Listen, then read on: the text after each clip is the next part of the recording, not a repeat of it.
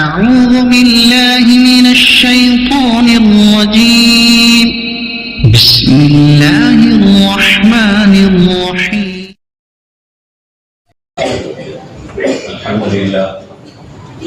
الحمد لله نحمده ونستعينه ونستغفره ونؤمن به ونتوكل عليه ونعوذ بالله من شرور انفسنا ومن سيئات اعمالنا من يهده الله فلا مضل له ومن يضلل فلا هادي له ونشهد ان لا اله الا الله وحده لا شريك له ونشهد ان سيدنا ومولانا محمدا عبده ورسوله وصلى الله تعالى على خير خلقه محمد وعلى آله وأصحابه أجمعين. أما بعد فأعوذ بالله من الشيطان الرجيم. بسم الله الرحمن الرحيم. يا أيها الذين آمنوا ادخلوا في السلم كافة ولا تتبعوا خطوات الشيطان إنه لكم عدو مبين. وقال تعالى في مقام آخر والعصر إن الإنسان لفي خسر إلا الذين آمنوا وعملوا الصالحات وتواصوا بالحق وتواصوا بالصبر. صدق الله العظيم وصدق رسوله النبي الكريم ونحن على ذلك لمن الشاهدين والشاكرين والحمد لله رب العالمين.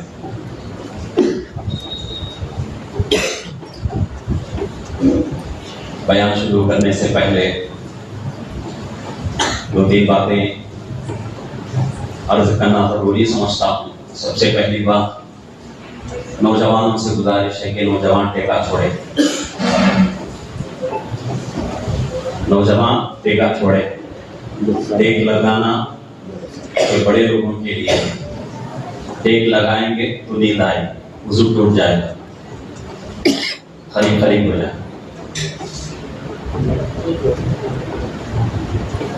پیچھے والے بھی سامنے آ گئے تو اچھا رہتا, سامنے جگہ خالی.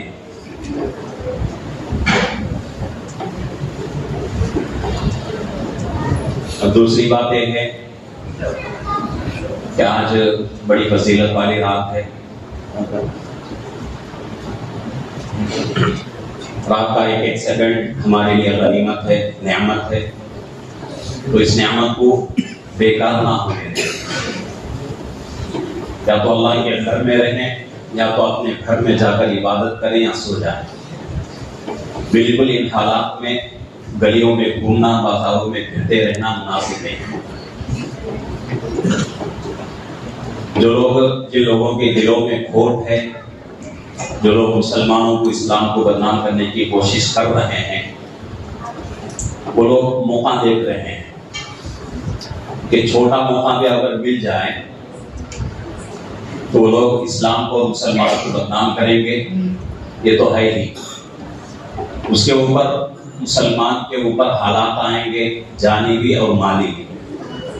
تو اس لیے یا تو اللہ کے گھر میں رہنا عافیت ہے ہمارے لیے, یا اپنے گھر میں جا کر عبادت کرنا یا سو جانا ہمارے لیے خیر. بالکل بازاروں میں گھومنا اور گلیوں میں پھرتے رہنا یا پھر جو ہے کسی ہوٹل کے پاس بیٹھ کر باتیں وغیرہ کرنا, ان حالات بھی بالکل ٹھیک نہیں. اور ویسے بھی اللہ نے ہم سب کو مسلمان بنایا ہے. مسلمان اسی کو کہا جاتا ہے جس کے اندر اخلاق, وہ اخلاق ہو جو نبی کریم صلی اللہ علیہ وسلم کے تھے. اور مسلمان اصل وہی ہے جو کہ دوسروں کو کبھی بھی جو ہے تکلیف نہ دیتا. ہماری عبادتوں سے اگر کسی کو تکلیف ہوتی ہے تو شریعت میں یہاں تک جو ہے بتایا گیا ہے کہ جہاں تک ہو سکے دوسروں کو تکلیف نہ دے کر عبادت کرو. اگر ہم ایسی عبادت کرتے ہیں کہ دوسروں کو تکلیف ہوتی ہے, دوسروں کو جو ہے ٹھیس پہنچتا ہے, تو پھر ایسی عبادتوں سے مکمل ہمیں فائدہ نہیں ملے گا. تو اس لیے ان باتوں کو ہر حال میں عمل کرنا ضروری ہے. کریں گے اللہ سب کو عمل کی توفیق عطا فرمائے. یہ گھڑیاں اللہ رب العزت ہمیں عطا فرماتے ہیں. اس کا بہت بڑا مقصد یہ ہے کہ مسلمان اپنے گناہوں سے توبہ کر لے. اللہ کا کتنا بڑا انسان ہے کہ اللہ نے ہمیں انسان بنایا اور اچھا کام اور برا کام کرنے کا بھی اللہ نے ہمارے اندر جذبہ رکھا. اس کے اوپر اللہ نے ہمیں اختیار بھی دے دیا کہ بھئی چاہو تو اچھا کام کرو، چاہو تو برا کام کرو. اللہ کی طرف سے کوئی جو ہے مجبور نہیں کیا گیا. دین کے اعتبار سے اور اچھے برے کے اعتبار سے اللہ نے اختیار دے دیا انسان، چاہے تو اچھا کرو چاہے تو برا کرو. اور اللہ نے اس کا نتیجہ بھی بیان کر دیا کہ اچھا کرو گے تو تمہارا عمل جو ہے اچھا ملے گا، برا کرو گے تو تمہارا نتیجہ جو ہے وہ بھی برا ہوگا. تو ہر بات کے بارے میں اللہ نے بیان فرما دیا. اور اس کے اوپر سونے پر سہاگا یہ ہے کہ اللہ نے تمام اختیارات کو دے کر اللہ کے لیے یہ ضروری نہیں تھا، کوئی اللہ کے اوپر یہ الزام نہیں لگا سکتا تھا کہ اللہ نے ہمیں جو ہے اختیار دے دیا ہے اور ہم جو ہے اپنے جو ہے اختیار سے کام کریں گے. اس لیے اللہ نے ہمیں جو ہے کوئی اچھا موقع بھی نہیں دیا. اللہ نے یہ موقع بھی، یہ دروازہ بھی اللہ نے بند کر دیا کہ کبھی کبھی اللہ رب العزت ایسے موقع زندگی میں دیتے رہتے ہیں جس کی وجہ سے انسان اپنے گناہوں کی توبہ کرے. جیسا کہ جمعہ کا دن ہے، ہفتے میں ایک دن ضرور آتا ہے، اور اللہ کے نبی صلی اللہ علیہ وسلم فرماتے ہیں کہ پورے جمعہ میں کچھ گھڑیاں ایسی ہوتی ہیں کہ اس میں اگر بندہ پکی سچی توبہ کر لیتا ہے، اللہ سے دعا کرتا ہے تو اللہ رب العزت اس دعا کو قبول فرما لیتے ہیں. اور بعض حدیثوں میں یہاں تک بتایا گیا کہ وہ گھڑیاں عصر کے بعد سے لے کر مغرب تک رہتی ہیں. اس لیے عصر کے بعد، عصر کی نماز کے بعد جہاں ہم عصر کی نماز پڑھتے ہیں وہیں بیٹھ کر اٹھنے سے پہلے 80 مرتبہ درود شریف پڑھتے ہیں. خاص درود شریف ہے اللہم صلی علی سیدنا محمد النبی الامی وعلی آلہ وسلم تسلیما. بہت چھوٹا درود ہے. اللہ کے نبی فرماتے ہیں کہ عصر کی نماز کے بعد جمعہ کے دن اپنے جگہ سے اٹھنے سے پہلے 80 مرتبہ کوئی مسلمان اس درود کو پڑھتا ہے تو اللہ اس کے اگلے 80 سال کے گناہ معاف کر دیں گے. 80 مرتبہ پڑھنے پر اللہ 80 سال کے گناہ معاف کر رہے ہیں. اللہ نے اختیار بھی دے دیا اور اس کے اوپر نعمت بڑی کیا ہے، اختیار دے کر اللہ موقع بھی دے رہے ہیں. اسی طریقے سے تہجد کا وقت ہے. ہم میں سے بہت سارے لوگ جانتے ہیں کہ تہجد کے وقت میں دعائیں قبول ہوتی ہیں.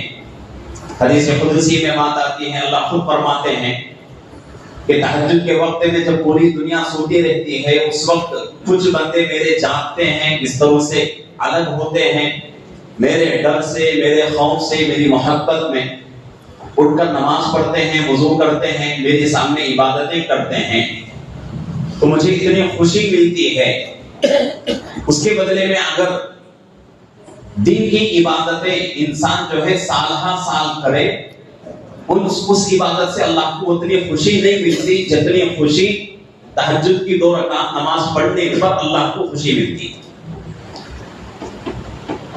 اور اللہ خود اعلان فرماتے ہیں آسمانی دنیا پر، یعنی کہ جو آسمان ہم کو نظر آ رہا ہے دنیا میں، اس آسمان پر اللہ کا نزول ہوتا ہے. اللہ اعلان فرماتے ہیں کوئی ہے مجھ سے مانگنے والا کہ میں اس کو عطا کروں، کوئی ہے مجھ سے توبہ کرنے والا کہ میں اس کی توبہ قبول کروں، کوئی ہے مجھ سے اپنی زندگی کے بارے میں سوال کرنے والا کہ میں اس کے سوال کو پورا کروں. تو اللہ خود اعلان کرتے ہیں. یہ تو ہر دن موقع آتا ہی رہتا ہے ہم لوگوں کو، لیکن اللہ جس کو توفیق دیتے ہیں وہ بندے اٹھتے ہیں اور تہجد پڑھتے ہیں. ویسے تو ہر مسلمان کے دل کے اندر یہ خواہش ہونی چاہیے کہ بھئی اتنی بڑی عبادت ہے تو میں بھی اس عبادت کو ادا کروں. اور واقعتاً آپ لوگوں میں جو بھی تجربہ کرنا چاہے تجربہ کر کر دیکھ لیں. 40 دن ارادہ کر لیں کہ 40 دن مجھے تہجد پڑھنا ہے. لیکن اس کے لیے شرط کیا ہے؟ فرض نمازوں کے ساتھ پڑھنا ہے. ایسا نہیں کہ فرض نمازیں نہیں پڑھتے تہجد پڑھ رہے ہیں، فائدہ نہیں. دن و رات کی جو 5 نمازیں ہمارے اوپر فرض ہیں اس کو ہر حال میں پڑھنا ہے. تہجد فرض نہیں ہے، پڑھیں گے تو ثواب نہیں، پڑھیں گے تو کوئی گناہ نہیں. لیکن تہجد فرض نمازوں کے ساتھ اگر کوئی بندہ 40 دن کا اہتمام کر لیتا ہے تو ہمارے بہت سارے اکابر اس کے اوپر تجربہ کر کے بتاتے ہیں کہ 40 دن بلا نامہ کوئی مسلمان فرض نمازوں کے ساتھ تہجد پڑھ کے اللہ سے دعا کرتا ہے تو 40 دن میں انسان کو اللہ کی نصرت اپنی زندگی میں آتی ہوئی نظر آئے گی. اللہ کی مدد کو انسان اپنے آنکھوں سے دیکھے گا. کتنے دن میں؟ صرف 40 دن. 40 دن کوئی بڑا وقت نہیں ہے، لمبا زمانہ نہیں ہے. آج کل مہینہ جو ہے ایک تاریخ آتی ہے، کچھ وقت گزرتا ہے 30 تاریخ آ جاتی ہے، وقت میں برکت ہی ختم ہو گئی. اور وہ لوگ جو نوکری کرتے ہیں، کوئی ساتھی جو ہے برا نہ سمجھے، اس لیے کہ بہت سارے لوگوں کی سنی ہوئی بات میں عرض کر رہا ہوں. نوکری کر رہے ہیں، ان کی تنخواہ کب آتی ہے؟ 1 یا 2 تاریخ کو ان کی تنخواہ آتی ہے، تو ان کے لیے تو مہینہ اور جلدی ختم ہو جاتا ہے. جو لوگ اپنا بزنس کرتے ہیں، بیپار وغیرہ کرتے ہیں، ان کے لیے اتنی پریشانی نہیں. جو لوگ نوکری وغیرہ کرتے ہیں، مہینے کی تنخواہ لیتے ہیں، ان کے لیے مہینہ اور جلدی ختم ہو جاتا ہے. ان کو وقت میں برکت ہی نظر نہیں آتی. تو اس طرح جو ہے وقت تیزی سے گزر رہا ہے، اور اللہ کے نبی نے فرمایا کہ قیامت کے قریب اللہ رب العزت وقت میں برکت چھین لیتے ہیں. اور وہ زمانہ یہی ہے کہ وقت میں برکت بالکل ہی ختم ہو گئی. ایک چھوٹا کام بھی ہمارا مہینوں لگ جاتے ہیں، لیکن اس کے باوجود بھی کام مکمل طریقے سے نہیں ہو پاتا. تو وقت جو ہے اتنی تیزی سے نکل رہا ہے. تو اللہ رب العزت نے مسلمان کو اختیار بھی دے دیا، اچھا کرو یا برا کرو. اس کے اوپر کچھ خاص موقع بھی فراہم کر دیے کہ اس کی وجہ سے انسان کیا کر سکتا ہے، اپنی زندگی کو سدھار سکتا ہے. تو 40 دن اگر کوئی مسلمان فرض نمازوں کے ساتھ تہجد کی پابندی کر لے تو انشاءاللہ اس کی زندگی میں برکت آئے گی. لکھ کر رکھ لو اور عمل کر کے سچی طلب کے ساتھ 40 دن دیکھو، اس کے بعد برکت نہ آئے. ایسا تو ہو سکتا ہے کہ ہمارے عمل میں کچھ نقص ہو، کچھ کمی ہو، لیکن برکت ضرور ملے گی، کیونکہ ہمارے اکابرین کا تجربہ کیا ہوا عمل ہے.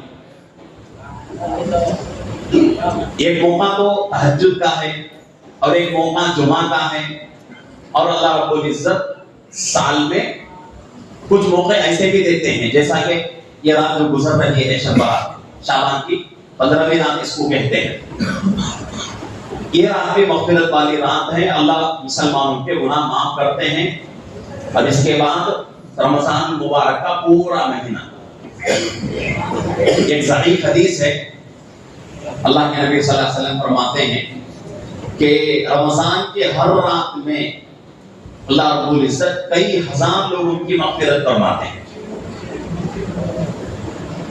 اور آخری رات جب ہوتی ہے، شروع رات سے آخری رات سے ایک رات پہلے تک جتنے مسلمانوں کے اللہ مغفرت کیے ہیں اتنے برابر مسلمانوں کے اللہ آخری ایک رات میں مغفرت کرتے ہیں.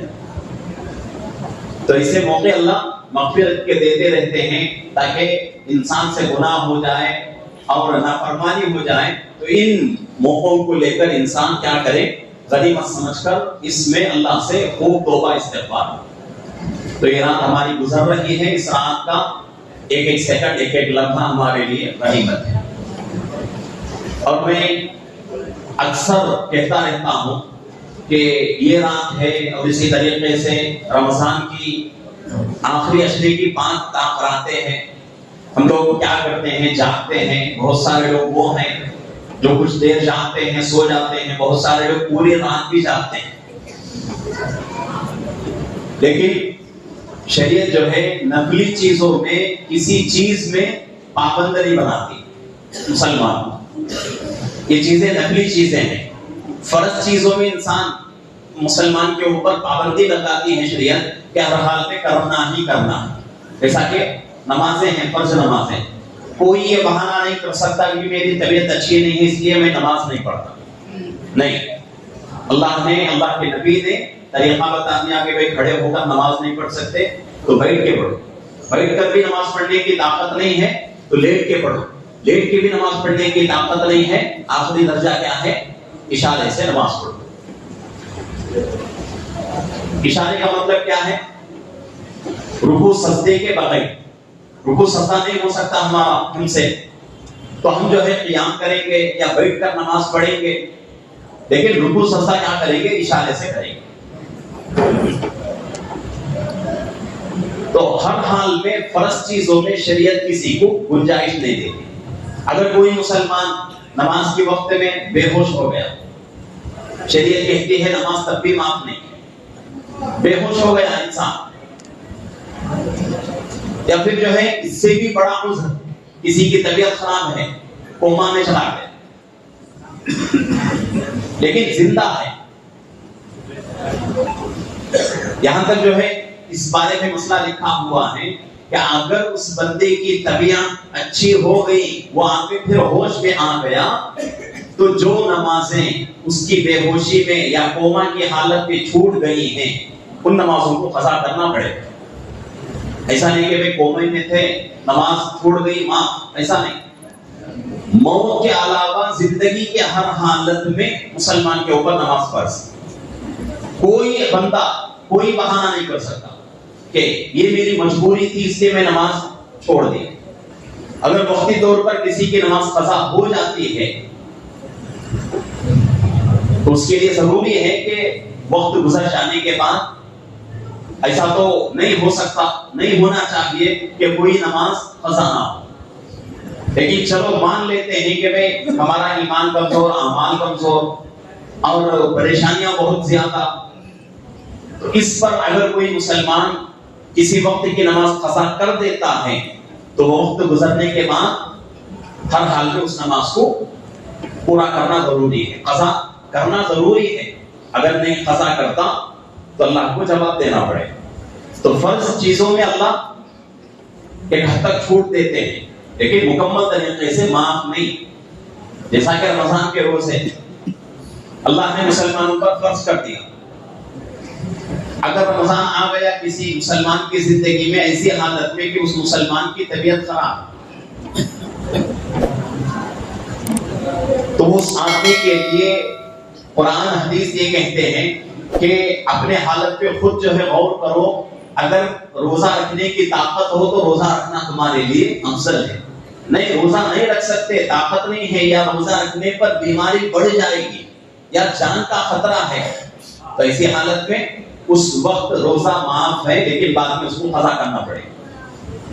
ہم کچھ لوگ ایسے بیمار ہو جاتے ہیں کہ اب واپس جو ہے ان کی طبیعت ٹھیک نہیں ہوتی، جس کو دائمی مریض کہا جاتا ہے، یعنی کہ زندگی بھر کے لیے آدمی بیمار ہو جاتا ہے.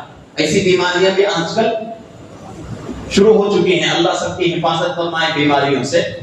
کہ ایسی بیماری کسی کو ہو گئی تو شریعت کہتی ہے کہ روزہ معاف ہے لیکن روزے کے بدلے میں فدیہ ادا کرنا ضروری ہے. فدیہ کیا ہے؟ کہ ہر روزے کے بدلے میں ایک مسکین کو، ایک غریب آدمی کو 2 وقت کا پیٹ بھر کر کھانا کھلانا. یا پھر جو ہے ایسا ہی اس کا تھوڑا سا جو ہے بدلا ہوا مسئلہ یہ ہے، ایک غریب کو 2 وقت میں پیٹ بھر کر کھانا کھلانا، یا پھر جو ہے 2 غریبوں کو ایک وقت میں پیٹ بھر کر کھانا کھلانا. دونوں ایک ہی مسئلہ ہے، کوئی جو ہے فرق نہیں ہے.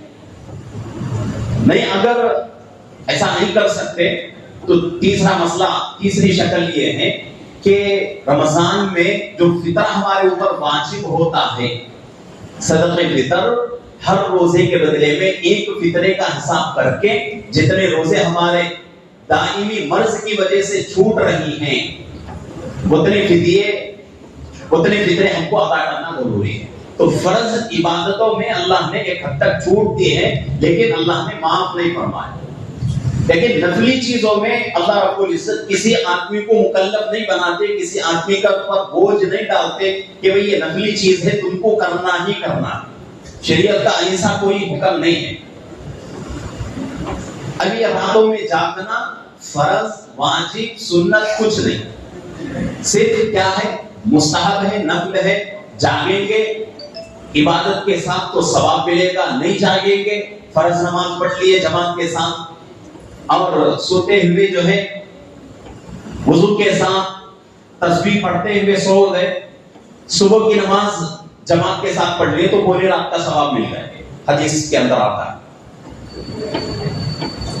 تو ان راتوں میں جاگنا کوئی واجب یا سنت یا فرض نہیں ہے، صرف نفلی چیزیں ہیں۔ نفلی چیز کو کرنے کے لیے فرائض کو چھوڑنا یہ عقل مندی کی بات نہیں ہے۔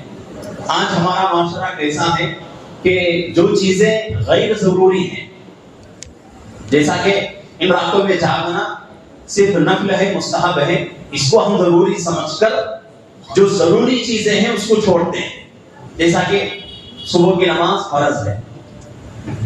اب عشاء کی نماز پہ کتنے لوگ ہیں، اتنی بڑی جماعت صبح کی نماز میں نہیں رہتی، اس لیے نہیں رہتی کہ صبح کی نماز ہم نے رات میں جاگنے کا جتنا اہتمام کیا ہے، جتنا ضروری سمجھا ہے، اتنی ضروری ہم صبح کی نماز کو نہیں سمجھ رہے، تو اس لیے نماز کے اندر صبح کی نماز کے اندر نہیں رہتے۔ تو اس لیے ہر عبادت کو اس کے مقام پہ رکھ کر کرنا یہ سنت ہے، اسی کو جو ہے اللہ کے نبی صلی اللہ علیہ وسلم پسند فرماتے ہیں۔ حضرت عمر رضی اللہ عنہ کے زمانے میں آپ جو ہے مسلمانوں کے امیر تھے، خلیفہ تھے، تو ایک صحابی کو صبح کی نماز میں دیکھا کہ صحابی نہیں ہے، تو حضرت عمر رضی اللہ عنہ نے ان کی والدہ سے، ان کے امی سے پوچھا کہ آج صبح کی نماز میں آپ کا بیٹا نہیں تھا، کیا کہیں سفر پر ہے، کیا ہوا؟ تو ان کے امی نے کہا کہ امیر المومنین سفر میں نہیں ہے بلکہ گھر میں ہی ہے، اصل بات یہ ہے کہ رات بھر اس نے عبادت کیا ہے، صبح جو ہے تھک کر سو گیا، اس لیے نماز میں نہیں آ سکا۔ یہاں صحابی کی نماز قضا نہیں ہوئی، نماز قضا نہیں ہوئی بلکہ صبح کی جماعت میں نہیں آ سکے، مسجد میں جو جماعت کے ساتھ نماز ہوتی ہے اس جماعت کی نماز میں نہیں آ سکے، نماز تو انہوں نے اپنے گھر میں پڑھ لی۔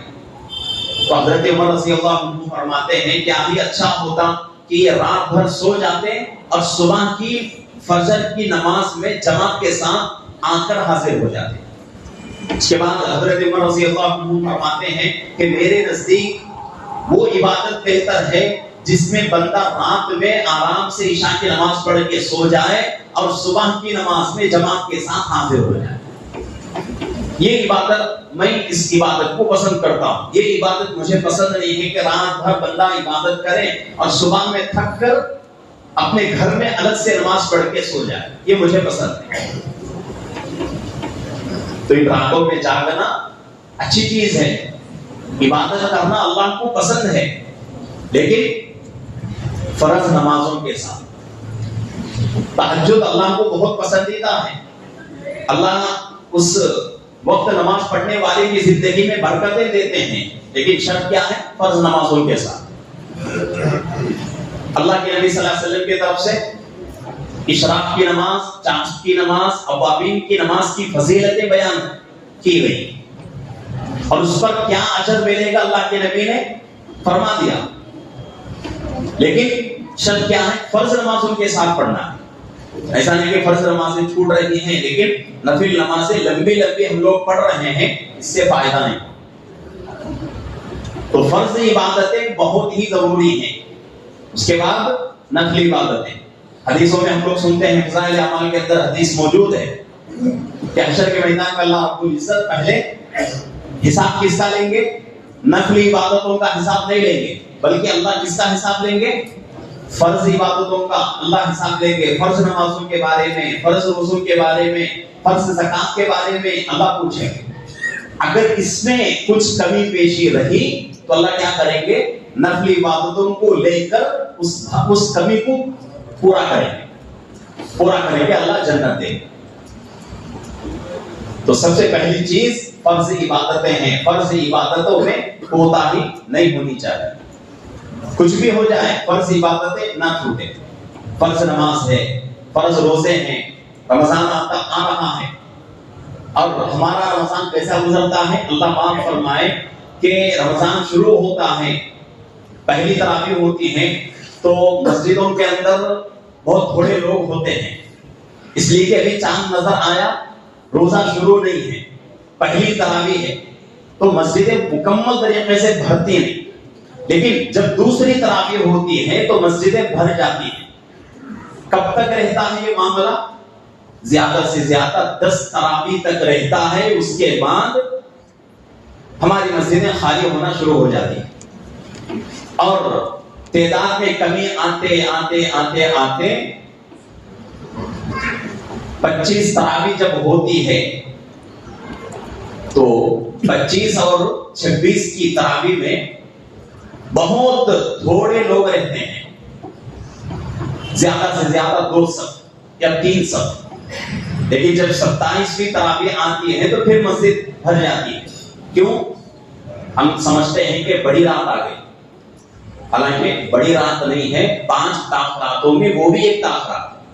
ہاں اتنا ضرور ہے کہ اس رات میں تراویح میں ہمارا قرآن مکمل ہوتا ہے. تو یہ حالت ہماری ہے. اگر اس طرح ہماری حالت رہی تو اللہ کی طرف سے کیسے برکت آ سکتی ہے اور ہمارے کام کیسے ہو سکتے ہیں. تو اس لیے پہلے جو ہے فرض عبادتیں مکمل کرنا ہے, اس کے بعد نفل عبادتوں کی طرف توجہ کرنا ہے. فرض پہلی چیز, اس کے بعد دوسرا درجہ نفل عبادتوں کا ہے. تو اس لیے آج اس مجلس کے اندر, آج کی اس مبارک رات میں ہر آدمی یہ عہد کر لے کہ انشاءاللہ آج کے بعد جب تک زندگی باقی رہے گی تب تک انشاءاللہ ہم فرض عبادتوں میں کوتاہی نہیں کریں گے. آواز ہی جاتے ہیں, ہاں کیا ارادہ نہیں ہے؟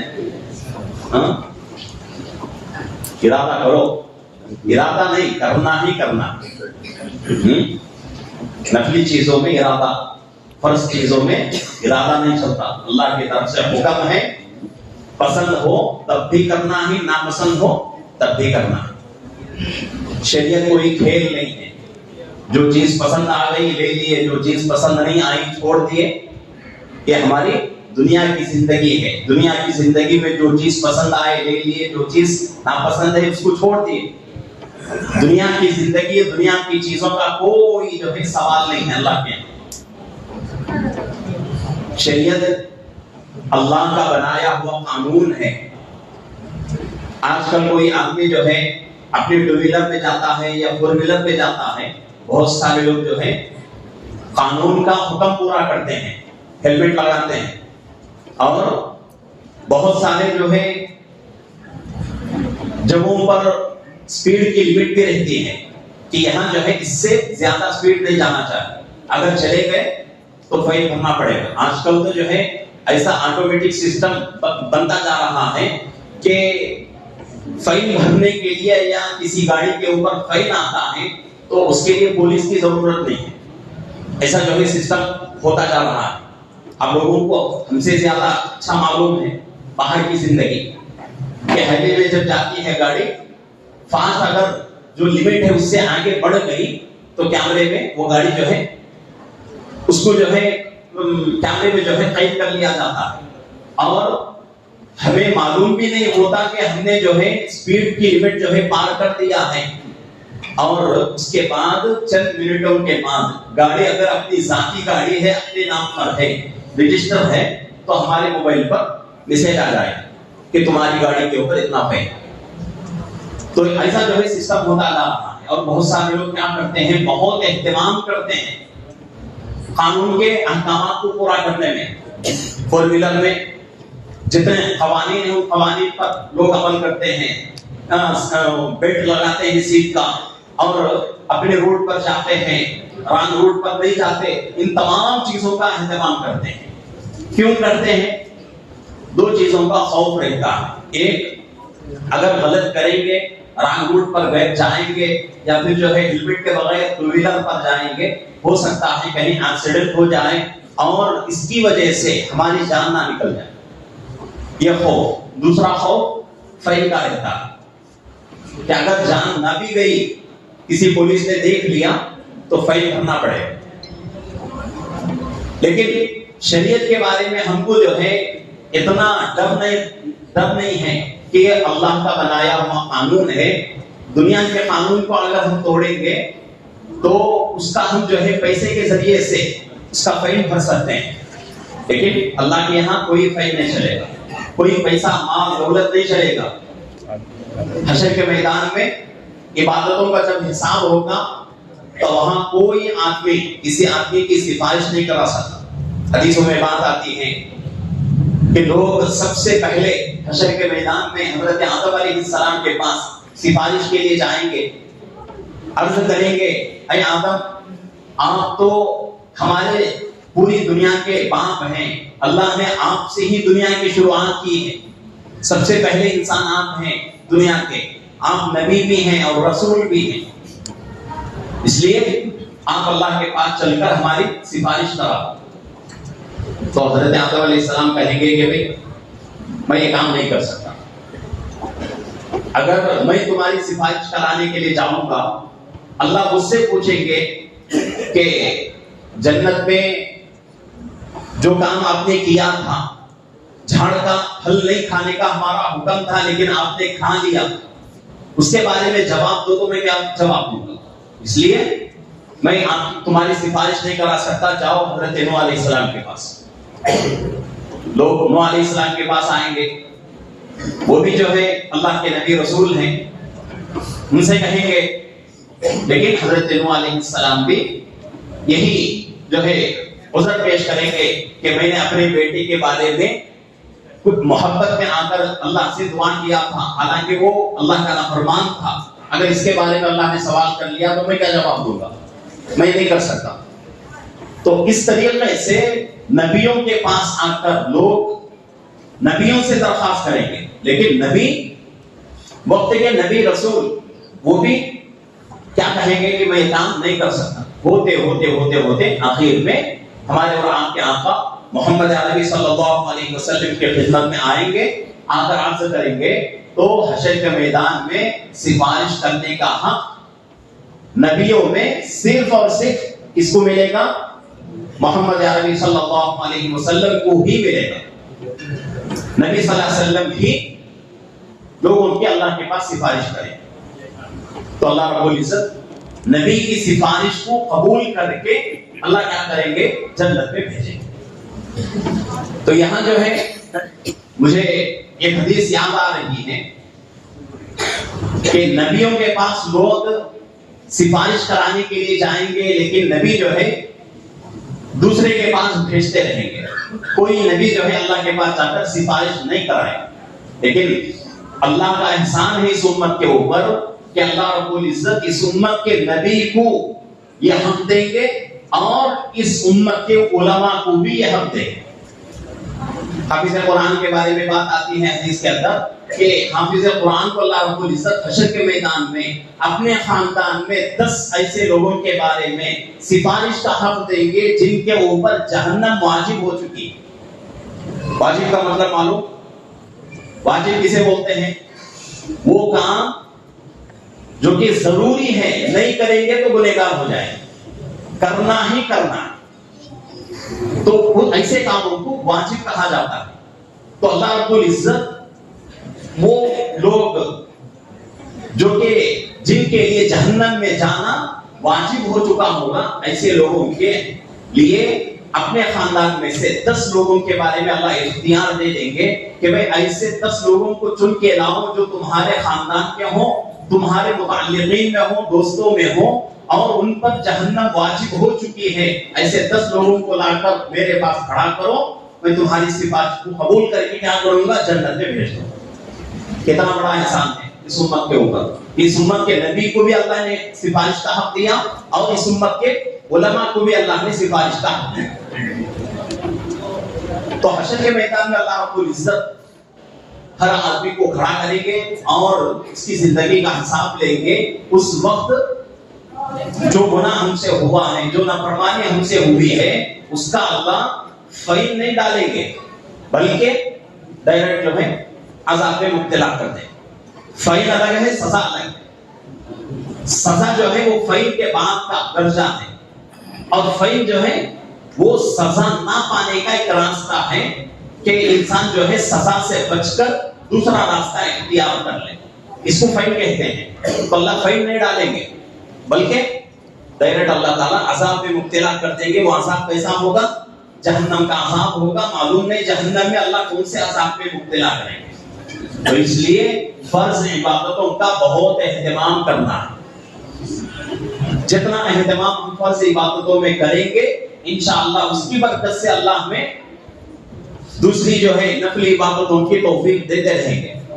ہمارے اکابرین کتنے ایسے گزرے ہیں جو کہ فرض عبادتوں کے ساتھ ساتھ نفلی عبادتیں بھی ایسا کرتے تھے کہ لوگ رشک کرتے تھے۔ ہمارے امام اعظم ابو حنیفہ رحمۃ اللہ علیہ بہت بڑے امام ہیں دنیا کے، اور بنیادی چیزوں میں سے ہے،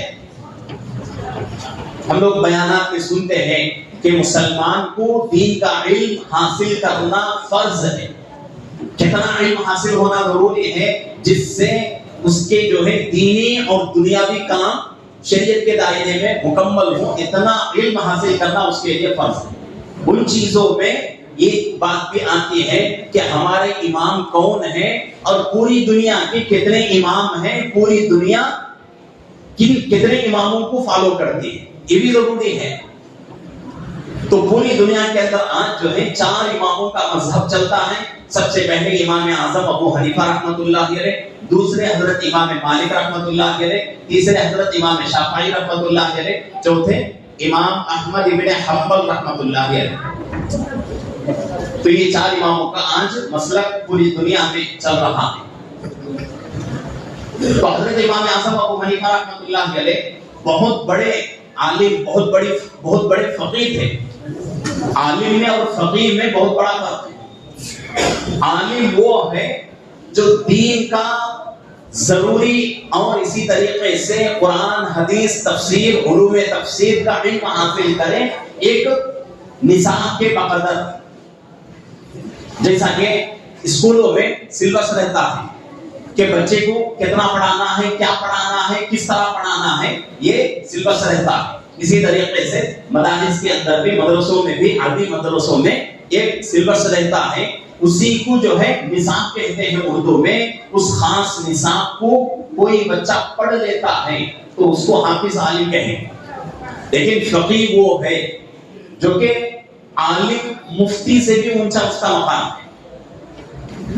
ہم کیا سمجھتے ہیں کہ پہلا حافظ، دوسرا عالم، تیسرا مفتی، اور مفتی آخری درجہ ہے، نہیں، بلکہ مفتی کے اوپر بھی بہت سارے جو ہے علوم ہیں۔ سب سے بڑا علم اور آخری میں سمجھتا ہوں وہ فقیہ ہے۔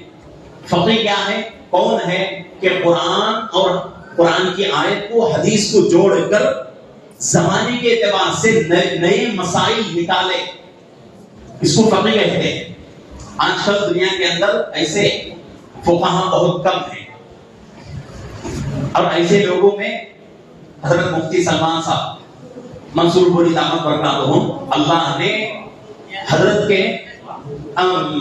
کو یہاں ہمارے شہر میں آنے کا موقع بھی ہم سب کے لیے عطا فرمایا ہے۔ حضرت آئے تھے، یاد ہے حضرت مفتی سلمان صاحب منصور پوری دامت برکاتہم کلیندر آئے تھے ہمارے مدرسے کی نئی زمین پر، پہلی اینٹ رکھے تھے حضرت، یاد ہے؟ کسی کسی یاد ہے؟ کون کون دیکھیں حضرت؟ اور بھی بہت سارے نوجوان دیکھیں۔ تو حضرت جو ہے آج کے اس زمانے میں فقہاء کے لسٹ میں آتے ہیں، اور صرف ہندوستان کے نہیں بلکہ عرب ممالک کے بھی بڑے فقہاء میں حضرت کا شمار ہے۔ ترکی میں حضرت جو ہے سفر ہوا حضرت کا ترکی کا، تقریباً جو ہے ترکی میں 10 دن یا 12 دن اس ملک میں رہ کر وہاں جو ہے بہت سارا دین کا کام کر کے واپس آئے. ایسے عرب ممالک میں جاتے ہیں تو ایسے جو ہے بڑے بڑے فقہاء آج بہت کم ہیں. تو فقیہ وہ ہے جو قرآن کی آیت اور حدیث کو رکھ کر نئے مسائل نکالے، اس کو فقیہ کہتے ہیں. تو حضرت امام اعظم ابو حنیفہ رحمۃ اللہ علیہ فقیہوں کے فقیہ تھے، اور ایسا فقیہ آج تک دنیا میں میرے علم کے مطابق پیدا نہیں ہوا. اللہ نے ایسا علم حضرت امام اعظم ابو حنیفہ رحمۃ اللہ علیہ کو عطا فرمایا. ایک واقعہ عرض کرتا ہوں. حضرت کے زمانے میں کیا ہوا، ایک گھر میں دو بھائی، ان دونوں کی شادی ہوئی. اور شادی کیسے ہو رہی ہے، دوسرے گھر کی دو بہنوں کے ساتھ ہو رہی ہے. بڑے بھائی کے ساتھ بڑی بہن، چھوٹے بھائی کے ساتھ چھوٹی بہن. نکاح ہو گیا. نکاح ہونے کے بعد اس زمانے میں شادیاں جو ہے سنت کے مطابق ہوتی تھی. آج کل جو ہے شادیاں جو ہے جن میں سنت کا کوئی اہتمام نہیں. تو اس زمانے میں لوگ سنت پر عمل کرتے تھے. نکاح جو ہے بہت ہی سادے انداز میں کر دیا. نکاح کی دعوت نہیں. نکاح ہو گئے. دعوت کب ہو رہی ہے؟ دوسرے دن ولیمے کی دعوت ہو رہی ہے. رات گزر گئی. حضرت امام اعظم ابو حنیفہ رحمۃ اللہ علیہ چونکہ اسی محلے میں رہتے تھے، حضرت کو بھی لوگ جو ہے ولیمے میں بلائے. تو حضرت گئے، دو بہن کے قریب. تو دیکھا کہ سارے لوگ گھر میں خوشی منانے کے بجائے سارے گھر میں رونا چلانا. حضرت کو سمجھ میں نہیں آیا کہ بھئی خوشی کا موقع ہے. اگر یہی رونا لڑکیوں کے گھر میں ہوتا تو ایک حساب تھا کہ بھئی لڑکیاں آج ہمارے گھر سے جا رہی ہیں، اس کے دکھ میں ہم لوگ رو رہے ہیں. ایسا ہوتا ہے. جس گھر سے بچی جاتی ہے گھر والے روتے ہیں، بچی بھی روتی ہے.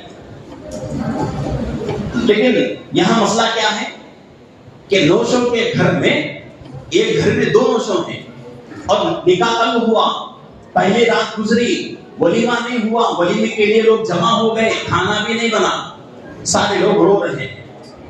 تو حضرت نے پوچھا کہ کیا مصیبت آ گئی، خوشی کے دن کیوں رو رہے ہو؟ تو لوگوں نے بتایا حضرت بہت بڑا گناہ ہو گیا، بہت بڑی غلطی ہو گئی، سمجھ میں نہیں آ رہا ہے کیا کریں. تو حضرت نے پوچھا بات بتاؤ کیا بات ہے. تو لوگوں نے کہا کہ ہم نے نکاح جو کیا تھا بڑے بھائی کے ساتھ بڑی بہن، چھوٹے بھائی کے ساتھ چھوٹی بہن، لیکن رات الٹا ہو گیا کہ بڑے بھائی کے پاس چھوٹی بہن چلی گئی، چھوٹے بھائی کے پاس بڑی بہن چلی گئی. اب کیا کریں؟ اور وہ زمانے میں لوگ بھی جو ہے دیندار تھے اور دین کا جو ہے پڑھا، ان کو جو ہے ڈر تھا. تو لوگ رو رہے ہیں. تو حضرت نے کہا کہ رونے کی چلانے کی ضرورت نہیں ہے. ہماری شریعت، اللہ نے ہر مسئلے کا حل پیدا فرمایا ہے، اس لیے غم نہ کرو. دونوں کو بلائے، بھائیوں کو، دونوں نوشوں تھے نا، دونوں کو بلا کر پوچھا کہ بھئی تیری شادی کس سے ہوئی ہے؟ بڑے بھائی سے حضرت نے پوچھا. اس نے کہا کہ حضرت میری شادی، میرا نکاح بڑی بہن سے ہوا.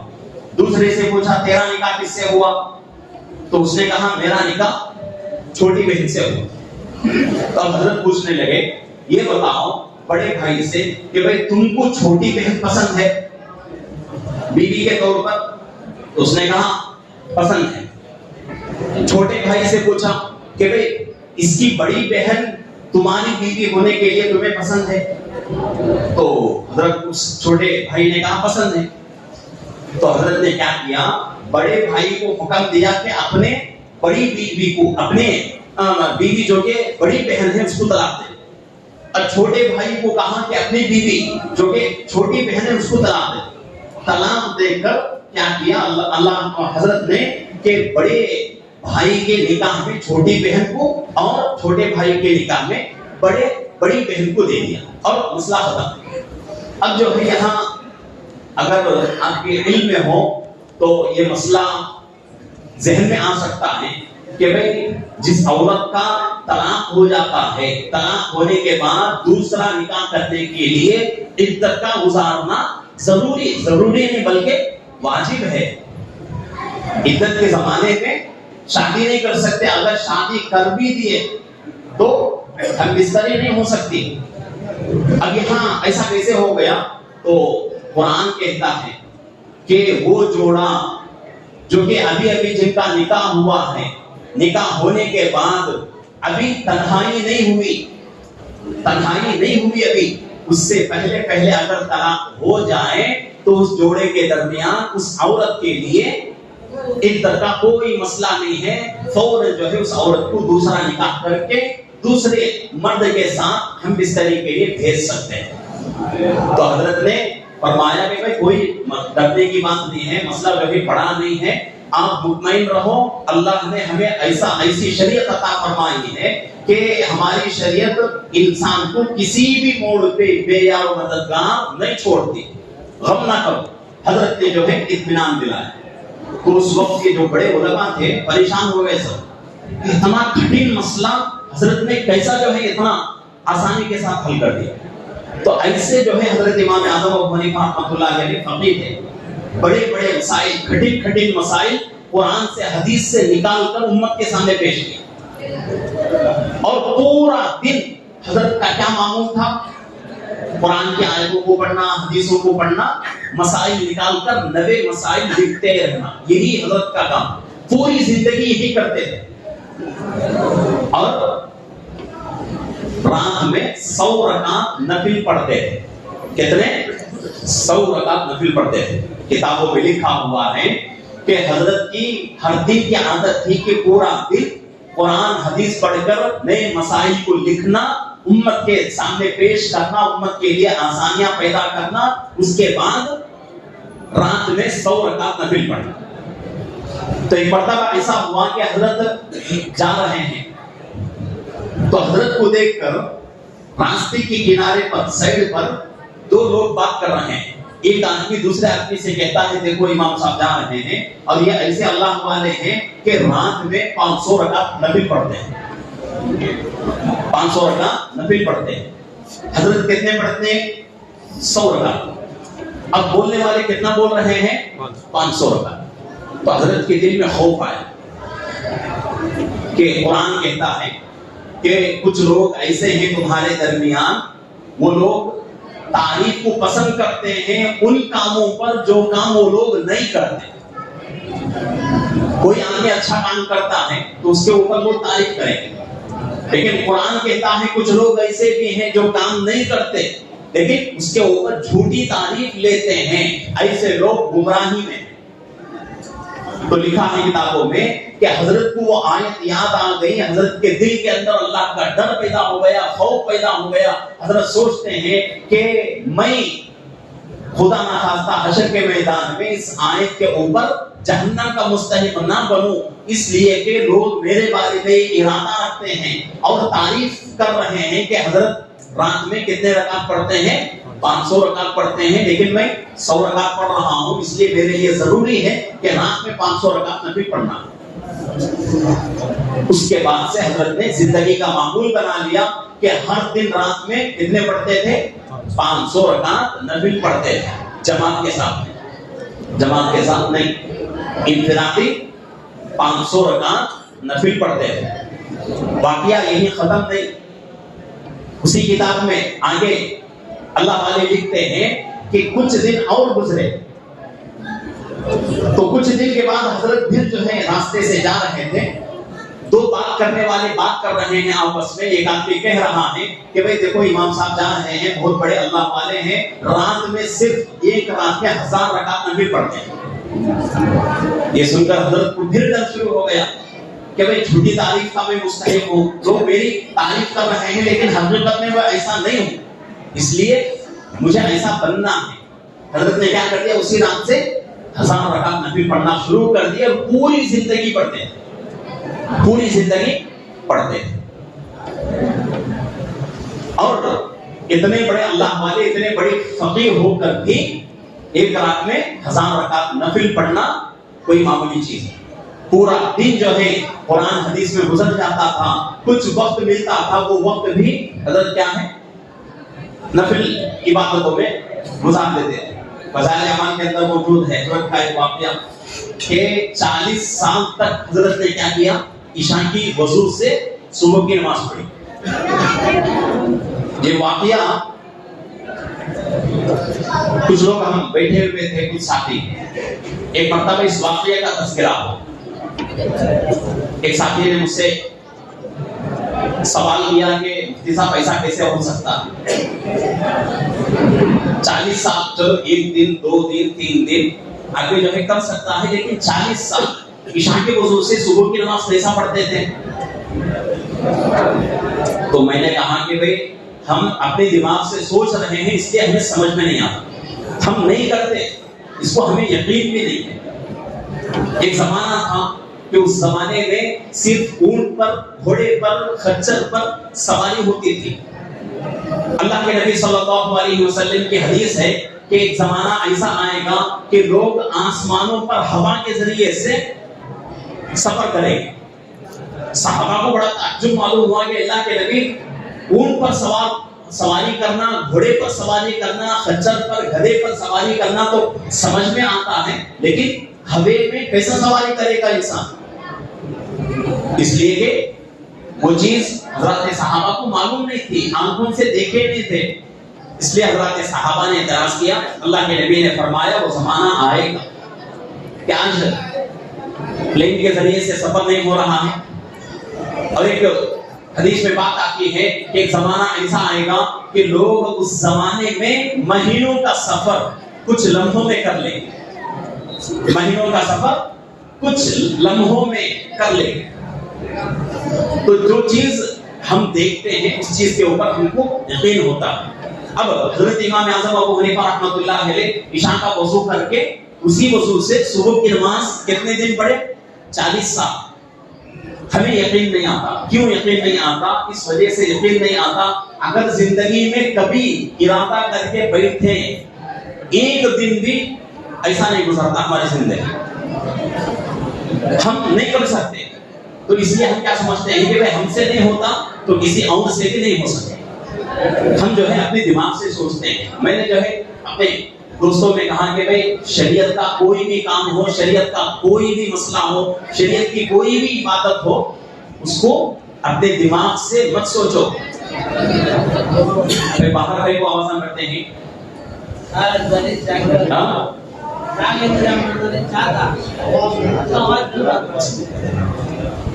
کہ اللہ کا گھر ہے، ایسا آواز کرے تو کیسا ہو؟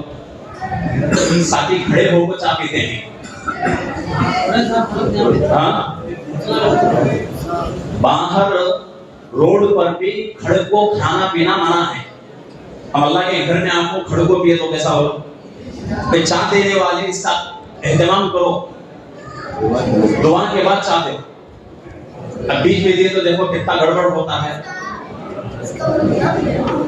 اگر چاہ لیے ہیں ساتھی تو آواز کرے بغیر بیٹھ کر سنت کے مطابق چاہ پیو، اس پر بھی اللہ ثواب دیتے، کھڑ کو چاہ پیے تو ثواب آتا نہیں۔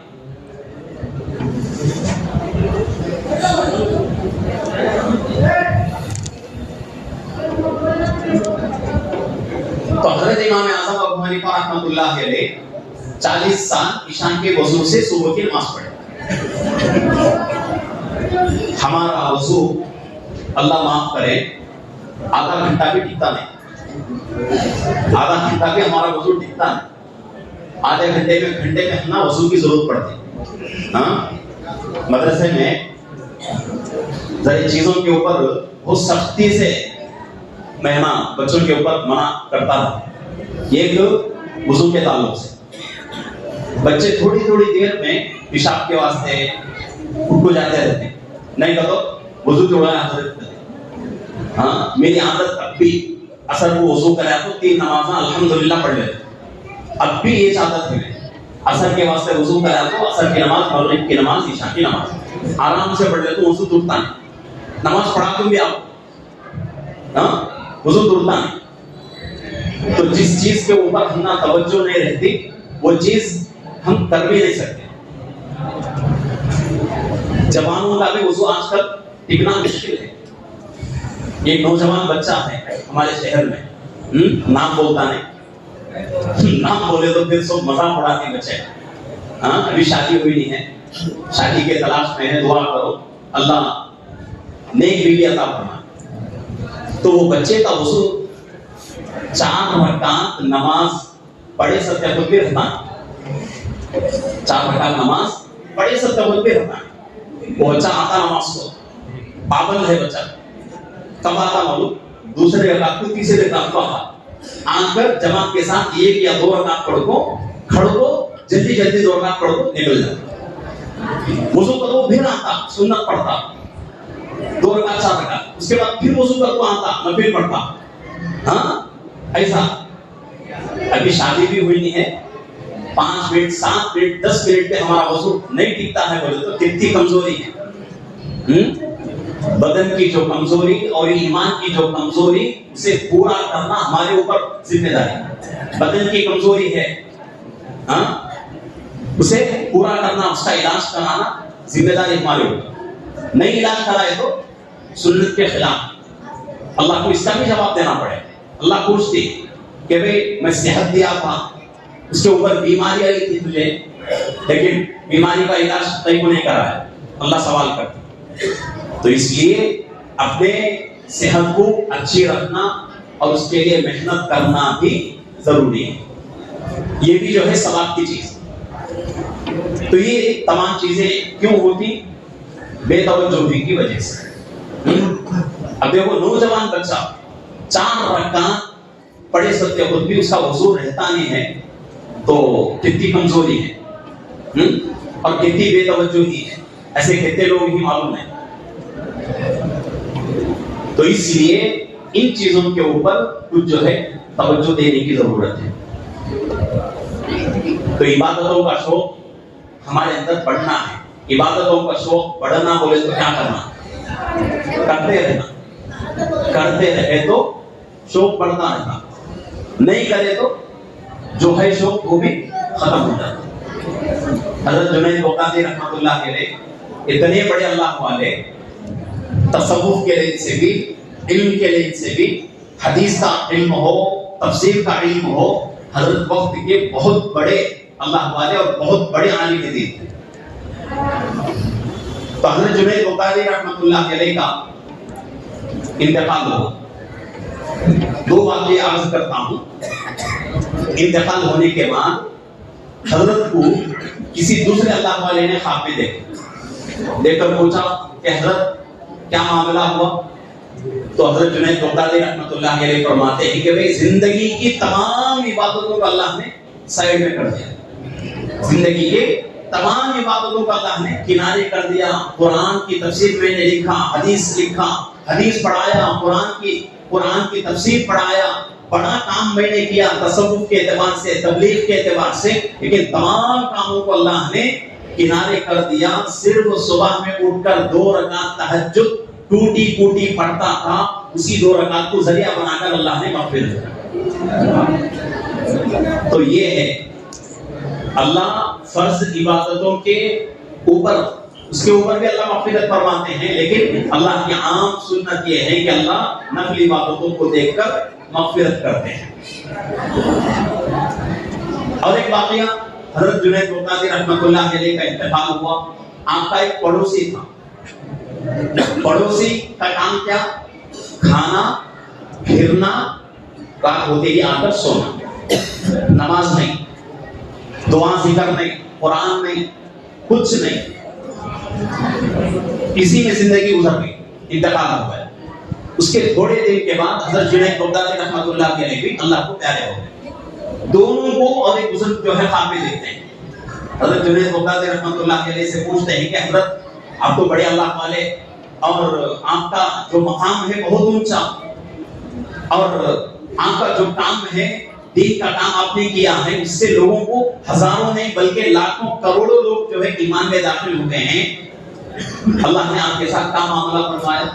तो हजरत ने फरमाया बस अल्लाह ने मग़फ़िरत कर दिया है, लेकिन मुझे हसरत है कि मेरी मग़फ़िरत हो गई, लेकिन मैं जन्नत में अभी नहीं गया, मेरा पड़ोसी उससे आगे चला गया।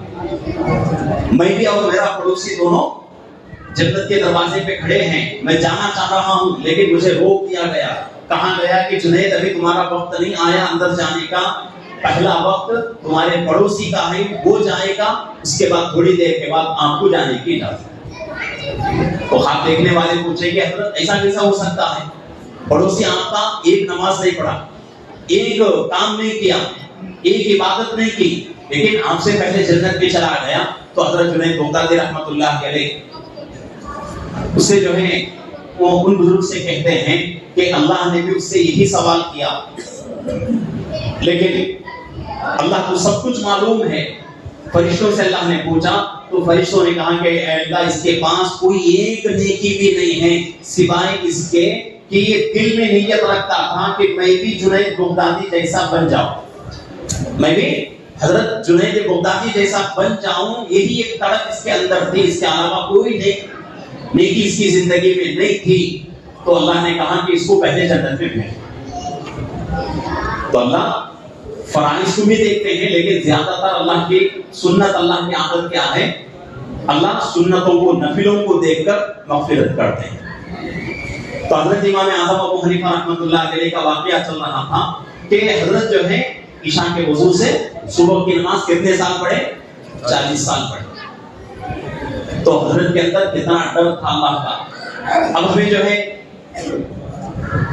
ساتھیوں میں میں بول رہا تھا کہ ساتھیوں میں اس واقعے کو لے کر جو ہے بات ہو رہی تھی, تو اسی ساتھی نے کہا کہ شادی شدہ تھے نا حضرت, ہاں, تو پھر شادی شدہ لوگ سوئے بغیر ہم بستری کی بھی ضرورت نہیں پڑی کیا 40 سال. تو ہماری عقل یہ ہے, ہاں, ہمارا دماغ یہ کہتا ہے, اور ہم بستری کے تعلق سے جب بات آئی ہے تو ایک بات عرض کروں کہ ہم بستری کا معاملہ جو ہے بات سے تعلق نہیں رکھتا. اگر کوئی آدمی دن میں بھی جو ہے ہم بستری کر لے گناہ نہیں, تو ایسا بھی ہم سوچ سکتے تھے نا کہ رات کا صرف مسئلہ نہیں ہے بلکہ دن بھی حضرت کے پاس تھا.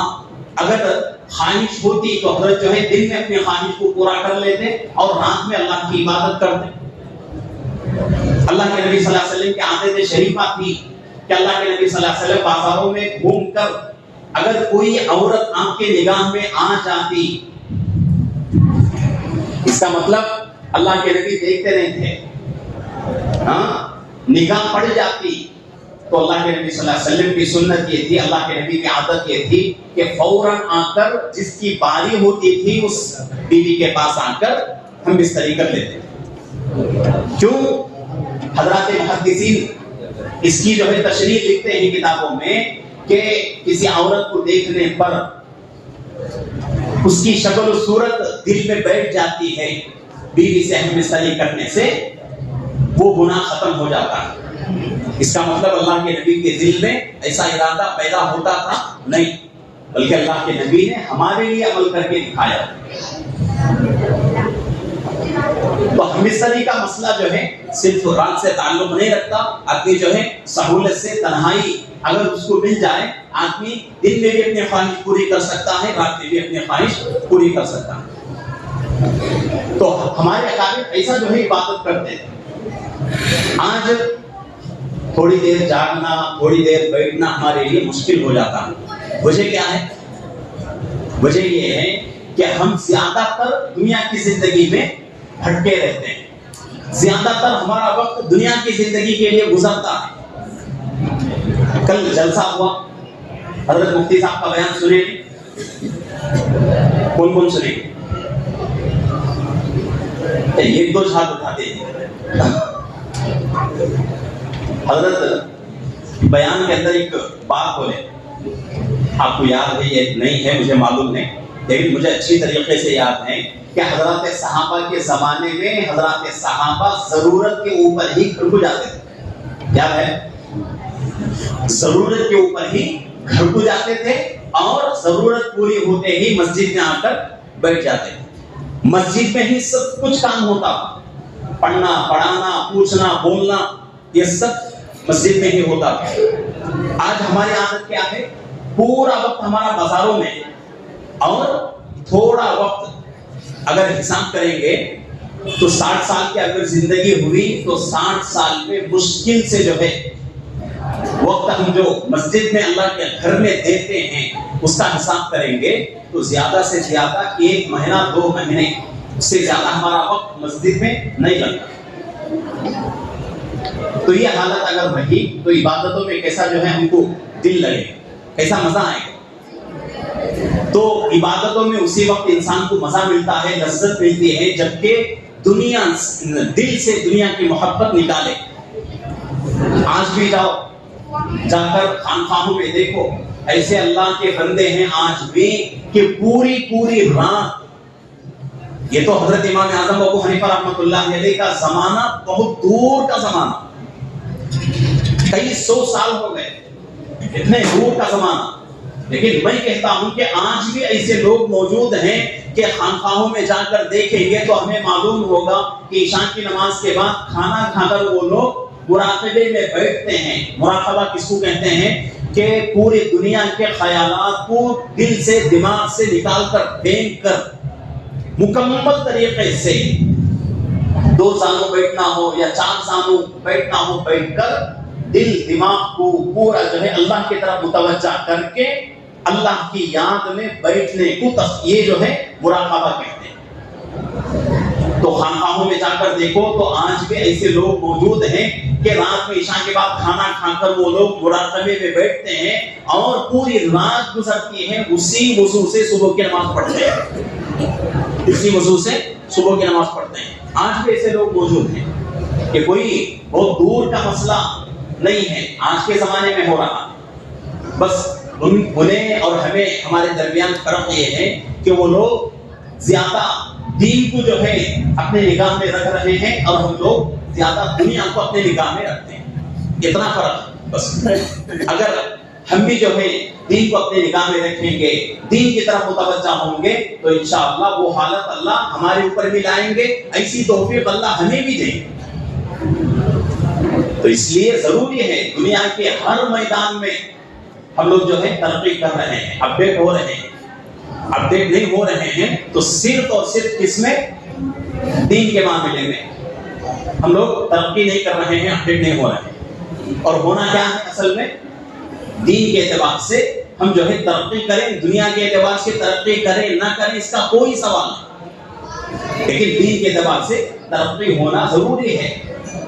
اور میں اللہ کے گھر میں بیٹھا ہوں یہ کہوں گا تو جھوٹا نہیں ہوں گا کہ آج کل جو حالات ہمارے اوپر آ رہے ہیں، ان حالات کا واحد علاج یہ ہے کہ اگر ہم دین کی طرف پلٹیں گے تو انشاءاللہ یہ حالات ختم ہو.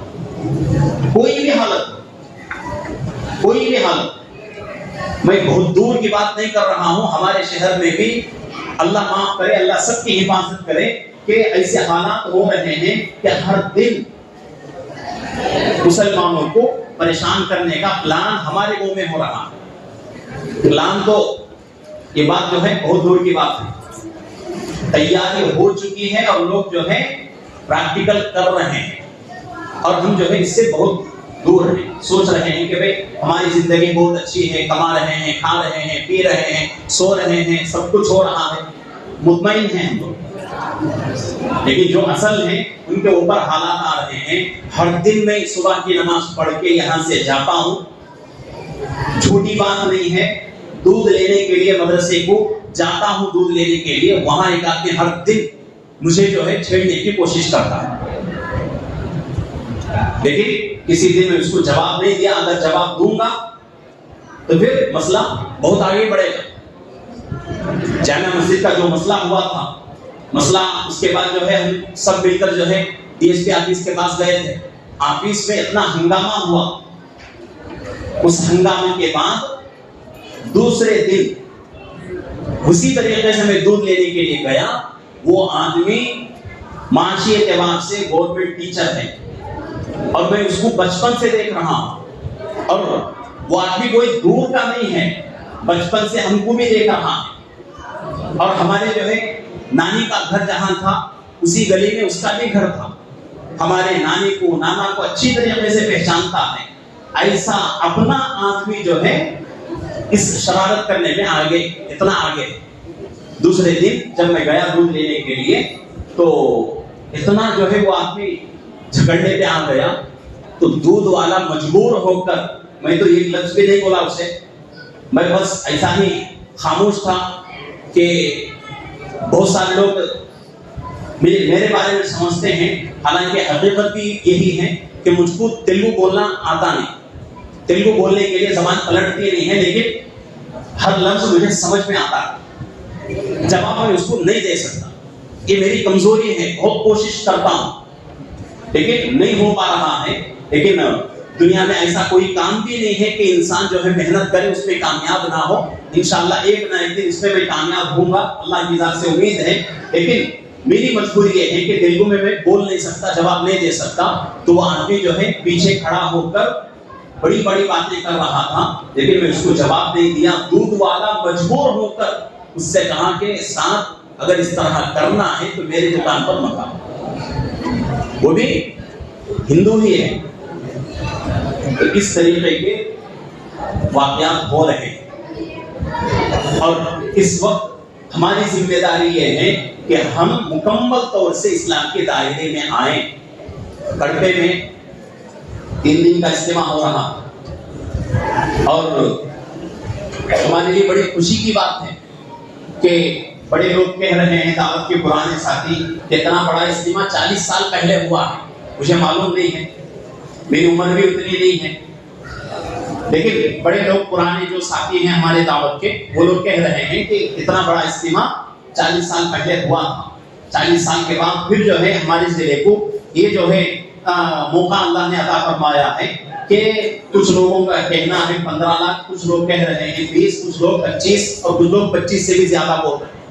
جتنے بھی ہوں، 10 لاکھ ہوں، 15 لاکھ ہوں، اتنا بڑا مجمع آنا 3 دن سب مل کر ایک جگہ رہنا، یہ بہت بڑی بات ہے۔ اور اسلام کی خوبصورتی سوچیں، 10-15 لاکھ کا مجمع ایک جگہ جمع ہے، اس کے باوجود بھی گورنمنٹ کا یا کسی دوسرے آدمی کا رتی برابر بھی نقصان نہیں ہوا۔ یہ اسلام کی خوبی ہے، یہ اسلام کی اچھائی ہے۔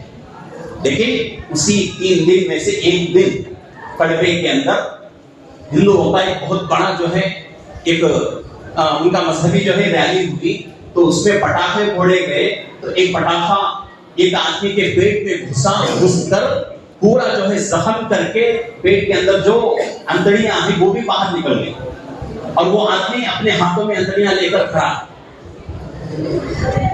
کتنا جو ہے نقصان ہوا اس آدمی کا، اور اس آدمی کے بارے میں لوگ کہہ رہے ہیں کہ وہ مر گیا، اور وہ بھی جو ہے ہندو ہی تھا۔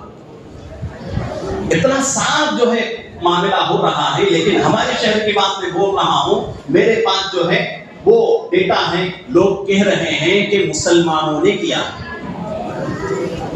مسلمانوں نے ہی کیا، اور ہم جو ہے ایسے لوگ کو جواب بھی دے رہے ہیں، اور سوال کرنے والے کوئی دور کے نہیں، ہمارے جو ہندو بھائی ہیں اور وہ لوگ ہیں جن کے پاس ہم سودا سلب لیتے ہیں، کھانے پینے کی چیزیں لیتے ہیں، وہ لوگ یہ بات بول رہے ہیں، دیکھو تمہارے لوگ کیسا جو ہے ایک آدمی کو مار دیا۔ ہم نے کہا کہ بھئی تیرے پاس یا تو صحیح خبر تیرے پاس نہیں ہے، یا تو تجھے جو ہے بات سمجھ میں نہیں آ رہی ہے کہ اسلام کا، ہم نے کہا کہ اسلام کا کوئی کام پٹاخے کے ساتھ نہیں ہوتا۔ ہاں مسلمان جو ہے اپنی شادیوں میں پٹاخے پھوڑے، یہ ہو سکتا ہے، لیکن اسلام کا کوئی کام پٹاخے کے ساتھ نہیں ہوتا۔ یہ لکھ کر دے دیتے ہیں ہم، یہاں نہیں بلکہ پوری دنیا میں تو جو ہے چکر لگا لے یا کسی سے پوچھ لے کہ اسلام کا کوئی عمل پٹاخے کے ساتھ، ڈھول کے ساتھ، ڈی جے کے ساتھ، اچھلنے ناچنے کے ساتھ ہوتا ہو تو ہم تیرے غلام بنیں گے۔ اتنی جو ہے بات ہم نے اس سے بولی۔ اب وہ آدمی جو ہے لا علمی میں بولا ہے یا پھر جو ہے جان کر بولا ہے، معلوم ہے۔ چلو فرض کر لیتے ہیں کہ بھئی اس کو معلوم نہیں تھا، تو یہ بات آتی ہے کہ بھئی آج کل سوشل میڈیا کا زمانہ ہے، ہر آدمی جو ہے وہ بڑا آدمی، وہ جو ہے بوڑھا آدمی جس کو موبائل چلانے کا کوئی تجربہ نہیں ہے، کوئی معلومات نہیں ہے، ایسے لوگ بھی آج کل واٹس ایپ چلا رہے ہیں، فیس بک چلا رہے ہیں، یوٹیوب چلا رہے ہیں۔ ہم سے زیادہ وہ لوگ اپڈیٹ ہیں، نوجوانوں سے زیادہ بڑے لوگ اپڈیٹ ہیں۔ تو ایسے زمانے میں یہ تو ہم سوچ نہیں سکتے کہ اس آدمی کو معلوم نہیں، جب اتنا معلوم ہے کہ ایک آدمی کی جان جو ہے پٹاخے کی وجہ سے گئی ہے اور وہ آدمی الزام بھی لگا رہا ہے کہ تمہاری وجہ سے ہوا ہے، کیا اس آدمی کو اتنا معلوم نہیں رہتا کہ یہ ریلی کس کی ہے اور کون لوگ جو ہے ڈھول وغیرہ بجاتے ہوئے آ رہے ہیں، ڈی جے لگا کر آ رہے ہیں؟ کیا معلوم نہیں رہتا؟ 100% معلوم رہتا ہے، لیکن پھر بھی جو ہے کچھ لوگ دوسروں کی باتوں میں بہکاؤ میں آ کر ایسے باتیں بولتے ہیں، یا کچھ لوگوں کے ذہنوں میں خرابی اور فساد بھرا ہوا ہے، وہ لوگ چاہتے ہیں کہ وہ کسی بھی طریقے سے فساد ہو۔ تو اتنا سارا ہو رہا ہے، اور ان حالات میں ہم کیا کریں؟ یہ ہماری وقت کی بہت بڑی ذمہ داری ہے۔ اگر کوئی آدمی آ کر بول دے تو ہم جو ہے جواب دے دیں گے منہ سے، یا پھر جو ہے غصے سے بولیں گے، تو کیا ہو جائے گا؟ نفع تو ہرگز نہیں ہوگا، لیکن نقصان تو ضرور ہوگا۔ تو ہم کو کیا کرنا ہے ایسے زمانے میں کہ اس زمانے میں لوگ اسلام سے چڑ رہے ہیں، مسلمانوں سے دشمنی کر رہے ہیں، تو اسلام کی صحیح شکل و صورت دوسروں کے سامنے پیش کرنا ہے۔ بہت سارے لوگ سوشل میڈیا پر کہہ رہے ہیں کہ بھائی ایسے زمانے میں سودا سلب جو ہے اپنے مسلمانوں کے دکانوں سے لو، غیروں کے دکانوں سے مت لو۔ میں کہتا ہوں بالکل غلط ہے، اس طرح کرنا بالکل غلط ہے۔ اللہ کے نبی صلی اللہ علیہ وسلم کی مدنی زندگی کو دیکھیں، مکی زندگی کو دیکھیں کہ اللہ کے نبی صلی اللہ علیہ وسلم جب مکہ سے ہجرت کر کے چلے گئے اور اس کے بعد صلح حدیبیہ ہوا، واقعہ ہم جانتے ہیں۔ صلح حدیبیہ کے بعد اسلام جو ہے بہت تیزی سے آگے پھیلنا شروع ہوا۔ کیوں؟ اس سے پہلے مسلمانوں اور کفار کے درمیان آڑ تھا، دیواریں تھی نفرت کی، اور کوئی جو ہے کافروں میں سے کوئی جو ہے مسلمان سے لین دین نہیں کرتا تھا، تو اس لیے اسلام ان تک پہنچنا بہت مشکل تھا۔ صلح حدیبیہ ہوا، اس کے بعد لوگوں میں یعنی کہ مسلمانوں میں اور کفار میں معاہدہ ہو گیا، اگریمنٹ ہو گیا کچھ باتوں پر، تو اس کے بعد اسلام کو صحیح شکل و صورت میں پیش کرنے کا صحابہ کو موقع ملا، تو صحابہ نے دل و جان کی قربانی دے کر اسلام کو لوگوں کے سامنے پیش کیا۔ تاریخ اٹھا کر دیکھ لیں، یا کسی بھی جو ہے عالم سے مفتی سے پوچھ لیں آپ، تو ہر مفتی ہر عالم یہی کہے گا کہ بھئی صلح حدیبیہ کے بعد کیا ہوا؟ اسلام جو ہے تیزی سے پھیلنا شروع ہوا، اب اس سے بھی تیزی کب آئی؟ فتح مکہ ہونے کے بعد۔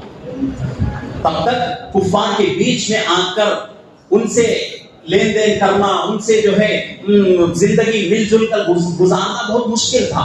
جب موقع ملا حضرات صحابہ کو، تو حضرات صحابہ ان کے ساتھ مل جل کر زندگی گزارتے تھے اور اسلام کو ان کے سامنے پیش کرتے تھے۔ تو اس وقت ہم کو اسی زندگی پہ عمل کرنا ہے کہ اسلام کو اچھے طریقے سے پیش کرنا ہے۔ میں جو ہے ہر جو ہے چیز جو ہے ایک ہندو کے پاس لیتا ہوں، اور وہ دکان جو ہے گھر سے خرید بھی ہے، لیکن میرا لینے کا مقصد یہ ہے کہ اس آدمی کو اسلام کی شکل و صورت پیش کروں اس کے سامنے۔ اور تقریباً جو ہے ان 10 سالوں میں میں نے جو ہے اس کو روزہ سمجھا دیا، زکوٰۃ سمجھا دیا، نماز سمجھا دیا، یہ 3 عبادتوں کو میں نے اس کو سمجھا دیا۔ زکوٰۃ کے بارے میں جب میں نے اس سے کہا، مجھے اچھی طریقے سے یاد ہے کہ آج سے جو 1 سال پہلے کی بات ہے کہ زکوٰۃ کے بارے میں اس سے بولا، وہ آدمی جو ہے اپنا دکان جب بند کرتا ہے رات میں 9 ساڑھے 9 کے بیچ میں، 9 ساڑھے 9 کے بیچ میں وہ دکان بند کر دیتا ہے، لیکن میں 9 بجے کے قریب گیا، جا کر سودا لیا، لے کر بات کرتے ہوئے موقع ملا مجھے زکوٰۃ کو سمجھانے کا، اس لیے کہ رمضان قریب تھا۔ تو سمجھاتے سمجھاتے 10:15 ہو گئے اور اپنا دکان 9:30 بجے بند کرتا ہے، لیکن وہ آدمی کھڑے ہو کر میری پوری بات 1 گھنٹے تک سنتا ہے۔ سن کر آخر میں اس نے کہا کہ میں جو ہے سمجھتا تھا اسلام کے بارے میں، مسلمانوں کے بارے میں، وہ بالکل غلط ہے، وہ بالکل غلط ہے، لیکن تم جو کہہ رہے ہو مجھے بڑا تعجب ہو رہا ہے۔ تو اس نے پھر جو ہے ایک ویڈیو مجھے دکھایا کہ بچوں کو مدرسوں میں جنگ کی جو ہے ٹریننگ دی جاتی ہے. تو میں نے جواب میں اس سے کہا کہ بھئی زمانہ کون سا ہے معلوم؟ انٹرنیٹ کا زمانہ، اور اس سے بھی بڑھ کر AI کا زمانہ چل رہا ہے، اور ہر چیز کا اس کا جو ہے نقل بنانا آج کے زمانے میں کوئی مشکل نہیں، ایڈٹ کرنا کوئی جو ہے مشکل کام نہیں ہے. بڑا سا بڑا کام آج جو ہے لوگ سیکنڈوں پہ کر رہے ہیں، AI کا زمانہ آ گیا. تو میں نے کہا کہ بھئی ایسے زمانے میں ان ویڈیو پر یقین کرنا. میں نے اس سے پہلے معافی مانگی کہ اگر تجھے اس بات سے کوئی تکلیف ہو تو پہلے میں معافی چاہتا ہوں، لیکن اتنی بات ضرور ہے کہ اس زمانے میں کہ دنیا جو ہے اتنی ترقی کر رہی ہے، ایسے زمانے میں ان ویڈیوز کے اوپر تو یقین کر رہا ہے اور اس کے بعد یقین کر کے اس کے بارے میں دوسروں کو بھی پوچھ رہا ہے. جب مجھے پوچھ رہا ہے تو کتنوں کو تو نے پوچھا؟ اور وہ لوگ جو بھولے بھالے ہیں اسلام کے بارے میں، مسلمانوں کی بات کر رہا ہوں، مسلمانوں میں بہت سارے لوگ ایسے ہیں جن کو اسلام کے بارے میں مکمل معلوم نہیں. ان لوگوں کو اگر ان کے سامنے پیش کریں گے تو کیا جواب دیں گے؟ اور وہ لوگ جن کو انٹرنیٹ کا کوئی جو ہے تعلق نہیں، انٹرنیٹ سے یہ کیا ہے معلوم نہیں، ان لوگوں کو اگر پوچھے گا وہ آدمی تو وہ لوگ کیا جواب دیں گے؟ ان کے پاس صرف ایک واحد ایک راستہ، اس کے علاوہ کوئی راستہ نہیں رہے گا کہ وہ آدمی کہے گا کہ بھئی یہ ہماری غلطی ہے، یہ ہماری غلطی ہے. لاک ڈاؤن کا زمانہ تھا، میرے سامنے بات ہو رہی تھی، ایک آدمی جو ہے اپنی زبان سے مسلمان ہو کر بول رہا تھا کہ کرونا جو آیا وہ اپنے لوگوں کی وجہ سے آیا. کہاں بول رہا ہے؟ ہندوؤں کے سامنے. کیوں؟ اس لیے کہ ہمیں دین کا کوئی علم ہمارے پاس نہیں ہے، تو اس لیے ان باتوں پر ہم بھی جو ہے ان کے جیسے یقین کر لیتے ہیں. تو اس لیے مسلمان کے بارے میں اللہ کے نبی نے فرمایا مسلمان دھوکہ دیتا بھی نہیں ہے، مسلمان دھوکہ کھاتا بھی نہیں ہے. یہ مسلمان کی شان ہے. دھوکہ دینا بھی مسلمان کی عادت نہیں، اور کسی سے دھوکہ کھانا بھی مسلمان کی عادت نہیں. دھوکہ تو نہیں دے رہے ہیں لیکن دھوکہ تو کھا رہے ہیں. تو یہ تمام جو ہے چیزیں ہو رہی ہیں، ایسی حالت میں اسلام کو سمجھنا اور اس کو دوسروں کے سامنے پیش کرنا ہماری ذمہ داری ہے. اس وقت کوئی نبی نہیں آنے گا، معلوم نا؟ وہ تو نبی آتی کسے تو یقین نہیں کی آتی بول کر ایسا کیا تو بھی عقیدہ ہے تو عقیدہ بدلو. اس لیے کہ جتنے بھی مسالک ہیں دنیا کے اندر سب کا متفقہ فیصلہ ہے کہ قیامت تک اب کوئی نیا نبی پیدا نہیں ہوگا. تو سمجھانے کے لیے نبی نہیں آئے گا، ہم کو ہی کام کرنا ہے، ہماری ہی ذمہ داری ہے. اس لیے سب سے پہلے ہم جو ہے اسلام کو سمجھیں، سمجھ کر دوسروں کے سامنے اسلام کی صحیح شکل پیش کرنے کی کوشش کریں. یہ ہماری ذمہ داری ہے. کچھ سال پہلے تقریباً جو ہے لاک ڈاؤن سے پہلے کا زمانہ گزری والے ہیں، معلوم نہیں کیا سب کو. میں بھی ہمارے مولانا وہاں بیٹھے تھے عصر کے بعد. تو وہ لوگ ہے نا کھانے کے واسطے اور چھاچ وغیرہ منگائے. تو ہاں سامنے قبرستان ہے ہندوؤں کا. تو ایک جنازہ تھا، ان کا جنازہ ہو گیا. ایک پجاری آئے، آپ کر دو. دکان میں آیا تو ہمیں بولے بھائی ان کو بھی ایک چیٹ ڈالو اور ان کو بھی چھاچ دو، ان کی بھی مہمان نوازی. تو وہ آدمی بول رہا ہے کہ حضرت بہت اچھی بات مہمان نوازی کرنا، اور خاص کر ایسے حالات میں تمہارے ہمارے درمیان جھگڑے ہو رہے ہیں، ایسی حالت میں اس طریقے سے محبت بڑھے گی. اچھا ہے، اچھی بات بول رہا ہے. بیٹھ کر بات کر رہے تھے تو فوراً بات بھی کہنے لگا کہ تمام چیزیں اچھی ہیں لیکن آپ لوگ جو ہے ملک کو بدنام مت. اب دیکھو کتنا جو ہے اس کے اندر زہر بتا ہوا، مل کر بیٹھ رہا ہے، کھا رہا ہے، سب کچھ، اور آخر میں بول رہا ہے کہ سب کچھ اچھا ہے لیکن ملک کو بدنام نہ کرو. ہم نے پوچھا کہ بھائی کیا بدنامی ہو رہی ہے؟ تو اس نے بہت سارے واقعات بولا کہ دیکھو اس واقعے میں، اس واقعے میں، اس واقعے میں سب مسلمان۔ میں نے پوچھا تجھے کیسا معلوم؟ تو اس نے کہا پیپر میں آتا ہے، نیوز میں آتا ہے کہ بھئی پیپر اگر میرا بھی ہو، نیوز چینل اگر میرا ہو تو میں بھی اپنی مرضی سے کچھ بھی لکھوں، میں بھی اپنی مرضی سے کچھ بھی بولوں گا، کیا یقین کرو گے؟ اس نے کہا ایسا نہیں، ایسا کیسا ہوگا؟ تو میں اسے سمجھایا کہ بھئی ہر چیز کی تحقیق کا ایک الگ طریقہ ہوتا ہے، کہ دنیا کیا بول رہی ہے یہ نہیں، اصل حقیقت کیا ہے اس کو سمجھو، اس کو سمجھ کر اس کے اوپر جو ہے فیصلہ کرو کہ مسلمان اللہ کی نافرمانی کرے گا، اس پہ کوئی جو ہے شک نہیں، اور گناہ کرے گا بالکل اس پہ کوئی شک نہیں، لیکن کوئی مسلمان ایسا نہیں ہے جو کہ اپنے ملک کے ساتھ غداری کرے، اپنے ملک کو جو ہے بدنام کرنے کی کوشش کرے۔ آج تک الحمدللہ کوئی مسلمان اپنے دیش میں پیدا نہیں ہوا، یہ بات میں نے اس کے سامنے زور سے بولی۔ تو اس نے پھر سوال کیا کہ ہر معاملے میں مسلمان کا نام کیوں آتا ہے؟ تو میں نے کہا یہی اصل چیز ہے کہ آپ کو اپنے دماغ کو، اپنے مائنڈ سیٹ کو بدلنا ہے، بدل کر حقیقت کیا ہے اس کو پہچانو، جو حروف تمہارے سامنے لکھے ہوئے ہیں اس کو کھرچ کر دیکھو حقیقت کیا ہے، بات سمجھ میں آئے۔ تو ایسے جو ہے واقعات ہمارے شہر میں ہو رہے ہیں۔ پچھلے سال کڑپے میں بہت بڑا جلسہ ہوا، آئے تھے جلسے میں دسمبر کے مہینے میں حضرت مولانا ارشد مدنی صاحب دامت برکاتہم امیر الہند ہیں۔ اس وقت جو ہے پورے ہندوستان کے مسلمانوں کے رہبر حضرت ہیں، حضرت کے اوپر بڑی امیدیں ہیں ہم سب کو، اللہ حضرت کی عمر میں برکت عطا فرمائے، صحت عطا فرمائے۔ تو بہت بڑا جلسہ تھا، جلسے کی تیاری میں ہم لوگ جا رہے تھے، تو اس وقت جو ہے ہمارے شہر میں حضرت مفتی سبیل احمد صاحب دامت برکاتہم آئے تھے، مرکز میں جو ہے حضرت کا بیان بھی تھا۔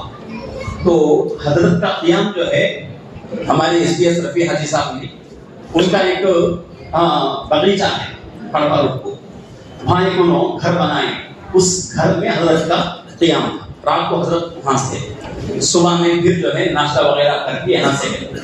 تو دوسرے دن تیاری چل رہی تھی جلسے کی، کڑبے کی جلسے کی، تو ہم بھی جا رہے تھے۔ تو بستر پلی شاید مدرسے کے ادھر یا مدرسے کے ادھر، یہ اچھا یاد نہیں مجھے، تو میں بھی میرے پیچھے جو ہے مولانا تھے، جا رہے ہیں، ایک ہندو ادھر سے آ رہا ہے اور گاڑی میں ہی ہم کو چھیڑ رہا ہے، گاڑی میں ہی ہم لوگوں کو چھیڑ رہا ہے، انگلی دکھا کے جا رہا ہے، اور وہ انگلی دکھانا مجھے معلوم نہیں اس کا اشارہ کیا ہے۔ میں نے جو ہے اپنے ساتھیوں سے پوچھا کہ بھئی یہ کافی جو ہے اس طرح انگلی دکھایا، میں انگلی دکھا کے ہمارے ساتھی سے پوچھا اس کا مطلب کیا ہے، تو ہمارے ساتھی نے اس کا جو ہے وہ اشارے کا مطلب سمجھایا، تو مجھے سمجھ میں آیا کہ بھئی کتنی بری بات اس نے جو ہے بول کے چلا۔ آپ لوگ سوچتے ہوں گے کہ بھئی ہم بھی جو ہے وہ میں ہیں، ہم کو کوئی نہیں چھیڑتا، تم کو جو ہے ہر آدمی کیوں چھیڑ رہا ہے؟ تو اس کی وجہ یہ ہے کوئی جو ہے ساتھی ناراض نہ ہو کہ جو آدمی چھیڑنے کی کوشش کرتا ہے وہ آدمی ظاہر کو دیکھ کر چھیڑتا ہے، اس آدمی کو معلوم نہیں کہ یہ آدمی کون ہے، بس اس کے جسم پر جو ہے مسلمان کی علامت ہے، داڑھی ہے، ٹوپی ہے، جھپا ہے، اس کو دیکھ کر لوگ چھیڑتے ہیں۔ تو ایسے جو ہے حالات ہو رہے ہیں، تو ایسے حالات میں ہم سب کی ذمہ داری ہے کہ ہم کیا کریں، اسلام کو پہلے خود سمجھیں۔ کل مکالمہ ہوا بچے کا، 2 بچے تیلگو میں ہوا نے، تیلگو میں مکالمہ ہوا، سوال جواب۔ تو ایک بچہ سوال کرتا ہے کہ اللہ کے نبی صلی اللہ علیہ وسلم کی کتنی بیویاں؟ جواب دیتا ہے بچہ 11 بیویاں۔ کون کون؟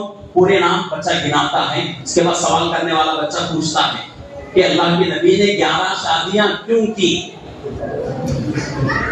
ہمیں کہتے ہیں کہ شادیاں بولو،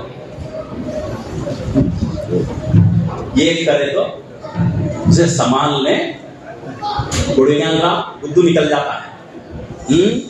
یہ گھر سنبھالنا تو بہت مشکل ہے، وہ گھر سنبھالنے واسطے، گھر کے خرچے پورا کرنے واسطے کتنا نیچے اوپر پڑتے ہیں، دبیش نہیں میں بھی نہ بولو۔ لیکن اللہ کے نبی صلی اللہ علیہ وسلم 11 شادیاں. اتنی تو بات ضرور ہے کہ حضرات صحابہ کی زندگیوں میں اور ہماری زندگیوں میں بہت بڑا فرق ہے. تو بچہ جواب دیتا ہے کہ اس زمانے میں ابھی اسلام نازل ہو رہا ہے، مکمل طریقے سے اسلام نازل نہیں ہوا، نازل ہو رہا ہے. اور جتنا دین مردوں کا ہے اتنا ہی دین عورتوں کا ہے. عورتوں میں جا کر دین کون پھیلائے گا؟ مردان جا کو پھیلاتے عورتوں میں. ہاں، مستورات کی جماعتیں جاتے ہیں عورتوں کی. عورتان جا کو عورتوں کو بولتے ہیں، مردان جا کو عورتوں کو بولتے ہیں. کیوں بولے تو پردہ ہے. تو اس وقت اسلام جو ہے نازل ہو رہا ہے تو عورتوں کا دین ان تک پہنچانا ضروری تھا. تو اللہ کے نبی نے اللہ کے حکم سے 11 شادیاں بنائیں. اور اس کے ساتھ ساتھ اور ایک بات یہ تھی کہ اس زمانے میں طلاقیں ہوتی تھیں اور شوہر جو ہے جنگ میں وغیرہ جا کر انتقال ہو جاتے تھے اور عورتیں جو ہے بیوہ ہو جاتی تھیں. تو اللہ نے اللہ کے نبی کو حکم دیا کہ اے نبی جی بہت ساری عورتیں بیوہ ہو رہی ہیں، اس لیے کیا کرو تم ایک شادی سے 10-11 شادیاں کر کے امت کو بتا دو کہ بیوہ عورت سے، وہ عورت جو جس کا طلاق ہو چکا ہے، اس عورت سے نکاح کرنا کوئی بری بات نہیں. یہ دین پہنچانا تھا، یہ مسئلہ سمجھانا تھا. تو اللہ نے حکم دیا نبی کو اور نبی نے 11 شادیاں فرمائی. اور 11 شادیوں میں کماری لڑکی کون تھی؟ صرف حضرت عائشہ رضی اللہ عنہ.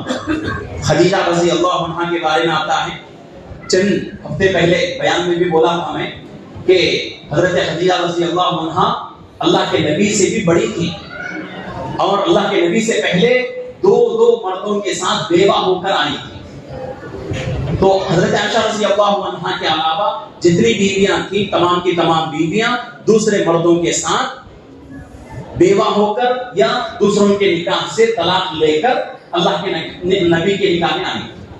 تو اس لیے اگر کوئی ہمارے کسی کو پوچھ لے کہ بھئی تمہارے نبی 11 شادیاں کریں ہیں، کئی کو کریں، جواب دے سکتی ہے کسی کے پاس اس کا علم؟ اب میں بولا ہوں، اب نہیں، میرے بولنے سے پہلے تک معلوم بہت سارے لوگوں کو معلوم ہے. تو اس لیے ان چیزوں کو پہچان کر کوئی مسئلہ آئے تو اچھی طریقے سے محبت سے اس کے سامنے بات رکھنا یہ ہماری ذمہ داری ہے، تمہاری بھی میری بھی سب کی. تو سب سے پہلے آج ہماری ذمہ داری یہ ہے کہ اسلام کا جو دائرہ ہے، اسلام جو ہے جس شکل و صورت میں نازل ہوا ہے اس کو پہلے سمجھیں، سمجھ کر دوسروں کے سامنے اس کو پیش کریں. اب سمجھنا بولے تو کیا کرنا؟ ہمیں نہیں وہاں سمجھنا آتا کیا بولو؟ آتا نہیں. کیا کرنا اس کے واسطے؟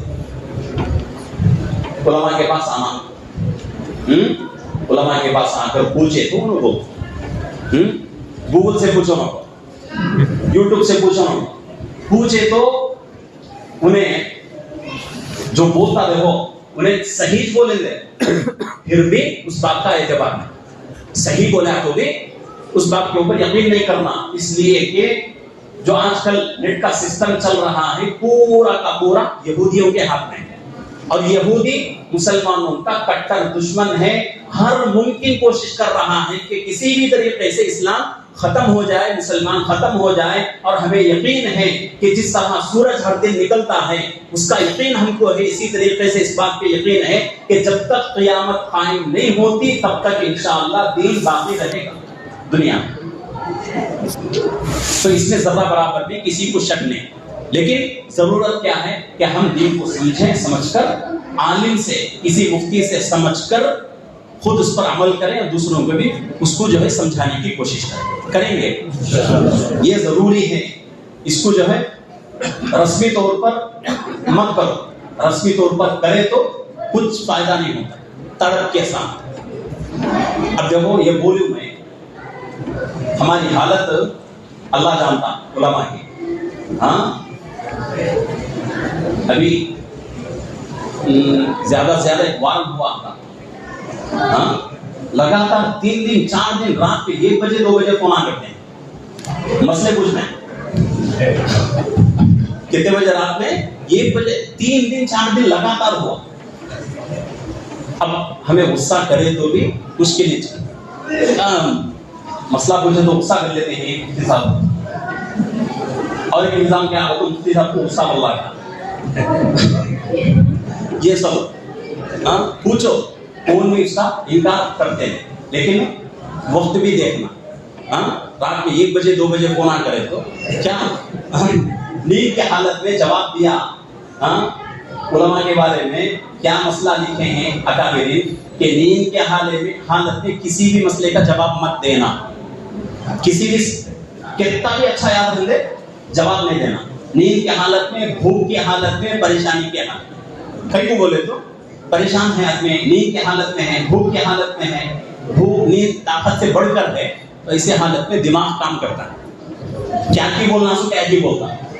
اب مثال کو میں بولتا ہوں، اس سے تو بھی کام جائز کو ہمیں ناجائز بولتا ہے، پورے گو میں بیچتا دے مفتی صاحب بولی وہ سب تو بھی غلط کام کو صحیح بولتا ہے، وہ بھی اس کے واسطے وقت بھی دیکھنا ضروری ہے، اس کا صحیح طریقہ کیا ہے، فون کرنا، فون کر کو مفتی صاحب میں ایک مسئلہ پوچھنا چاہتا ہوں، کیا وقت ہے نہیں، وقت ہے تو فوراً پوچھو، فون فیس لیتے ہیں، مسئلہ بولنے فون بھی فیس لیتے ہیں، فری میں کیا تو ملتا ہے تو دنیا میں وہ دین کے علاوہ چھوٹی چیز بھی دنیا میں فری میں ملتی ہے، تو مسئلہ ہر مسئلہ علماء سے پوچھ کر کرنے کی کوشش کرو، انشاءاللہ ان فتنوں کے زمانے میں آپ کا ایمان اور آپ کے اعمال دو بھی محفوظ رہیں گے، تو بھی دونوں کی اللہ حفاظت کرے، ہر غیر کو مسئلہ نہیں پوچھنا،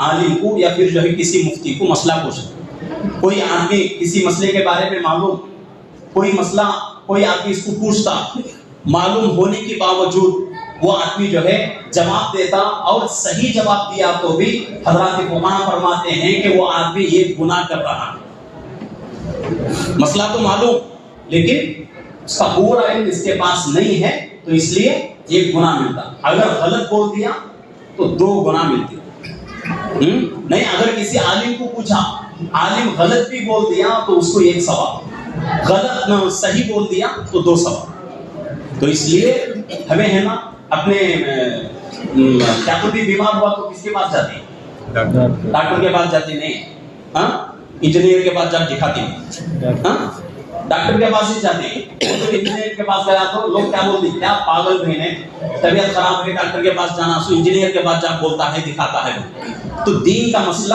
عالم کے پاس آپ کو پوچھنا، عالم کے علاوہ کسی سے پوچھنے کی اجازت نہیں ہے، اگر کوئی عقیدت میں محبت میں کسی کو پوچھ لے، جس سے پوچھ رہا ہے وہ آدمی صاف منع کر دے کہ میں عالم نہیں ہوں، عالم سے پوچھو، اس میں ہماری عزت گھٹتی نہیں، انشاءاللہ عزت بڑھتی ہے ہماری، من تواضع للہ رفعہ اللہ، اللہ کے نبی فرماتے ہیں جو آدمی اللہ کے لیے چھوٹا بنتا ہے اللہ اس کو اونچا کرے گا، تو یہ اللہ کے لیے چھوٹا بننا ہے تو انشاءاللہ اللہ بلند مقام دے گا، تو اس لیے آج کل جو ہے ان باتوں پر عمل کرنا ہمارے لیے ضروری ہے، کریں گے اللہ سب کو عمل کی توفیق عطا فرمائے، اور جتنے بچے تمہارے ہیں ہر بچے کو مکتب سے جوڑنے کی کوشش کرو، مکتب آج کل فرض کے درجے میں ہے، مکتب کو چھوڑ دیے تو ہمارے بچے کیسے جائیں گے، کہاں جائیں گے معلوم نہیں، یاد رکھو، بہت سارے جو ہے میرے پاس ایسے ہمارے شہر کے ہیں،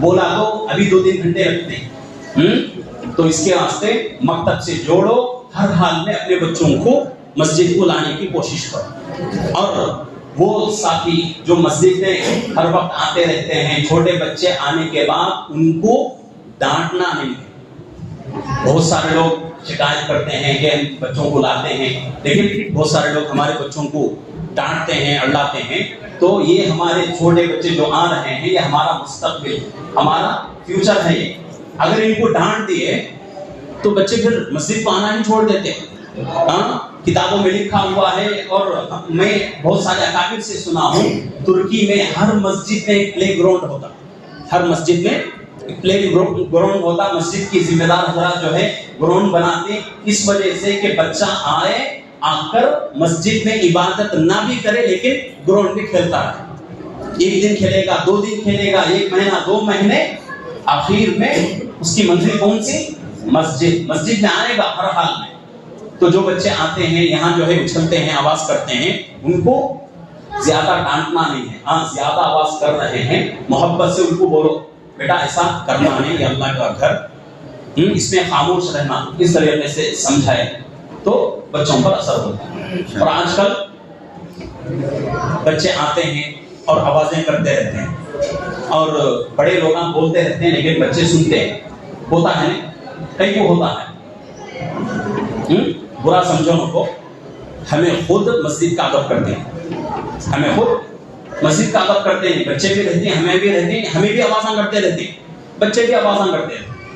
ہمیں خاموش بیٹھنا, خاموش بیٹھے تو بچے آج آوازاں کرتے ہیں, سماع کرتے ہیں. ایک دن سمجھ میں آتا, ایک مہینے کے بعد بھی بڑے اتنا خاموش ہی, یہ آواز کرنے کی جگہ نہیں, خاموش بیٹھنے کی جگہ.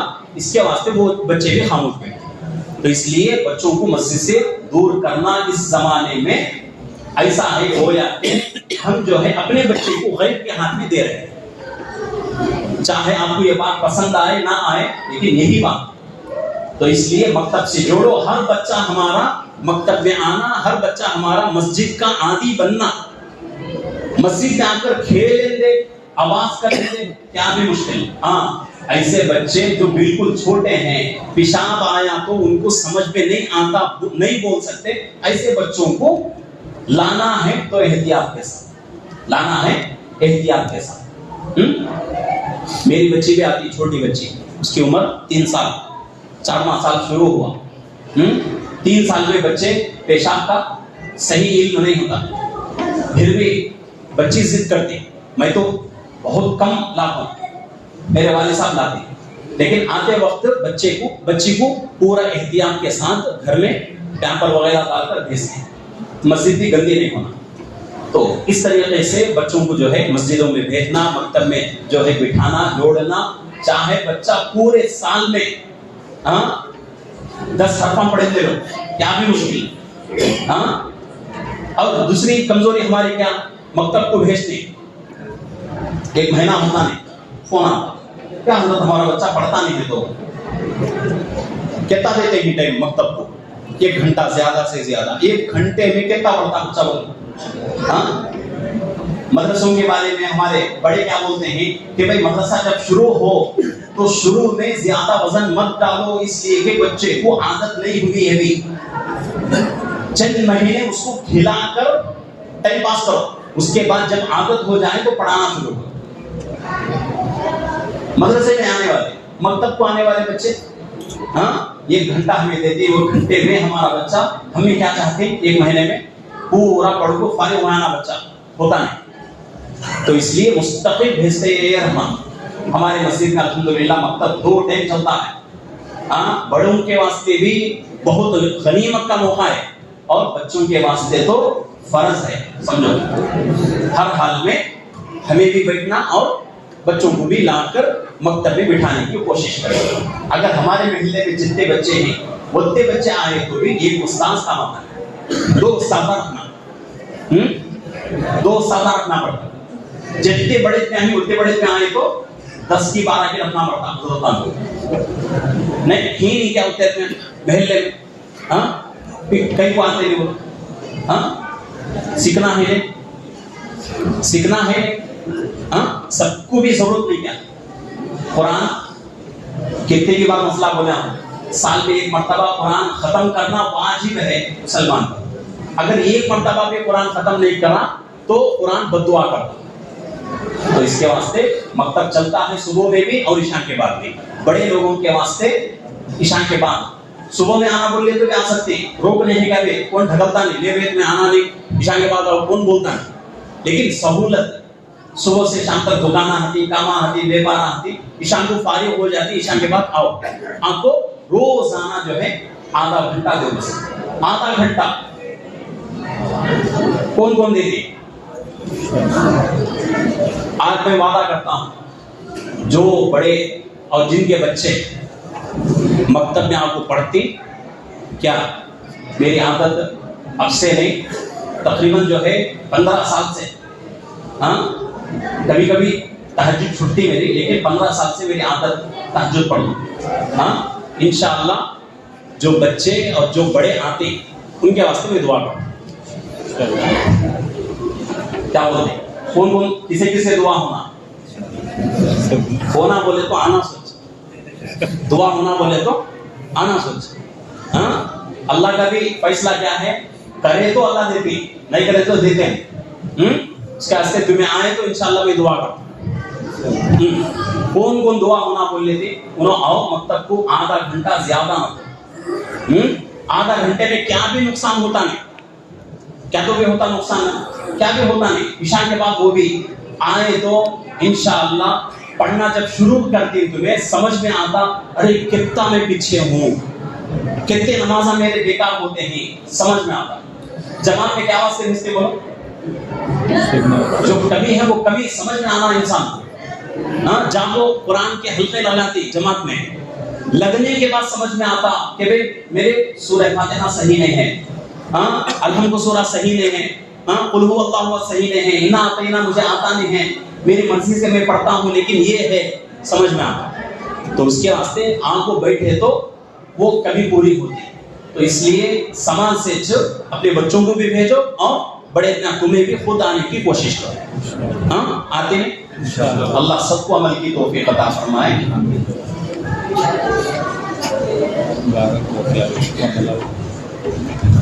وقت بلّہ کو ہے، میں آدھا گھنٹہ 40 لحاظے کو بول کو نیت کرو کو بیٹھا، لیکن اصول کیا ہے بولے تو بولنے والے کے ذہن میں جو باتیں آتے رہتی وہ سننے والے کے اوپر ہے. سننے والے جتنے غور سے دھیان سے سنتے کہ اللہ بولنے والے کے ذہن میں نوے باتیں ڈالتے ہیں.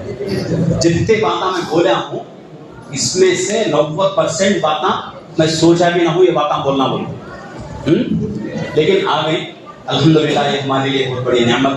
تو جتنے باتیں آئیں ایسے کچھ باتوں کے اوپر تو بھی ہمیں عمل کرنا.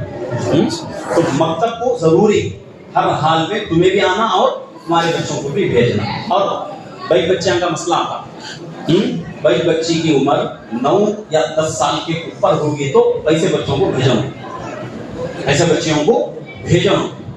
بہت سارے گھروں میں جو ہے بھائی بچیوں کو پڑھاتے ہیں، وہاں کو بھیجو. نہیں بولے تو غزالی بھائی کا مدرسہ، شکر بھائی کا مدرسہ ہے ان کے گھر میں چلتا ہے، ہم کو بھیجو. غزالی بھائی کا مدرسہ ہے جھنڈے واڑے میں، ہم کو بھیجو. بڑے بچوں 10 سال کے اوپر کے بچوں کو مرد بچے کنے مرد بانے کنے پڑھانا. تو اس کے واسطے چھوٹے بچے ہیں تو ہر حال میں لاؤ. اور چھوٹے بچیوں کو بھی لانا کیسا، مکھنا بھی ہنا اور فل ڈریس ہنا. فل ڈریس ہنا، گھر کے جو کپڑے پہنتے ہیں وہ کپڑے پہنا کے لاؤ. فل ہینڈس اور پوان کے نیچے تک جو ہے یہاں تک کپڑے ہنا، ایسے کپڑے پہنا لے کو بھائی بچوں کو لاؤ. اور تمہیں خود لانا، تمہیں خود بلا لے جاؤ. اس سے محبت بڑھتی، بچوں کی فکر تمہارے اندر آتی اور بچوں کو کچھ بنانے کی اللہ توفیق بھی دیتی. تو اس کے واسطے سامان سے شروع کرنا، سامان سے ہر حال میں بڑے میں بھی آنا اور بچوں کو بھی بھیجنا. اللہ سب کو عمل کی توفیق عطا فرمائے.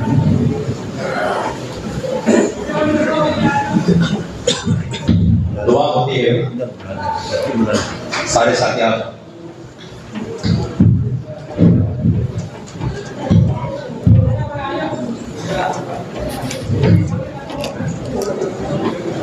آ جاؤ، اندر جگہ خالی ہے، خالی دبے کا مسئلہ ہے. 5 سے 7 منٹ 10 منٹ ہوتا ہے، اس سے زیادہ نہیں.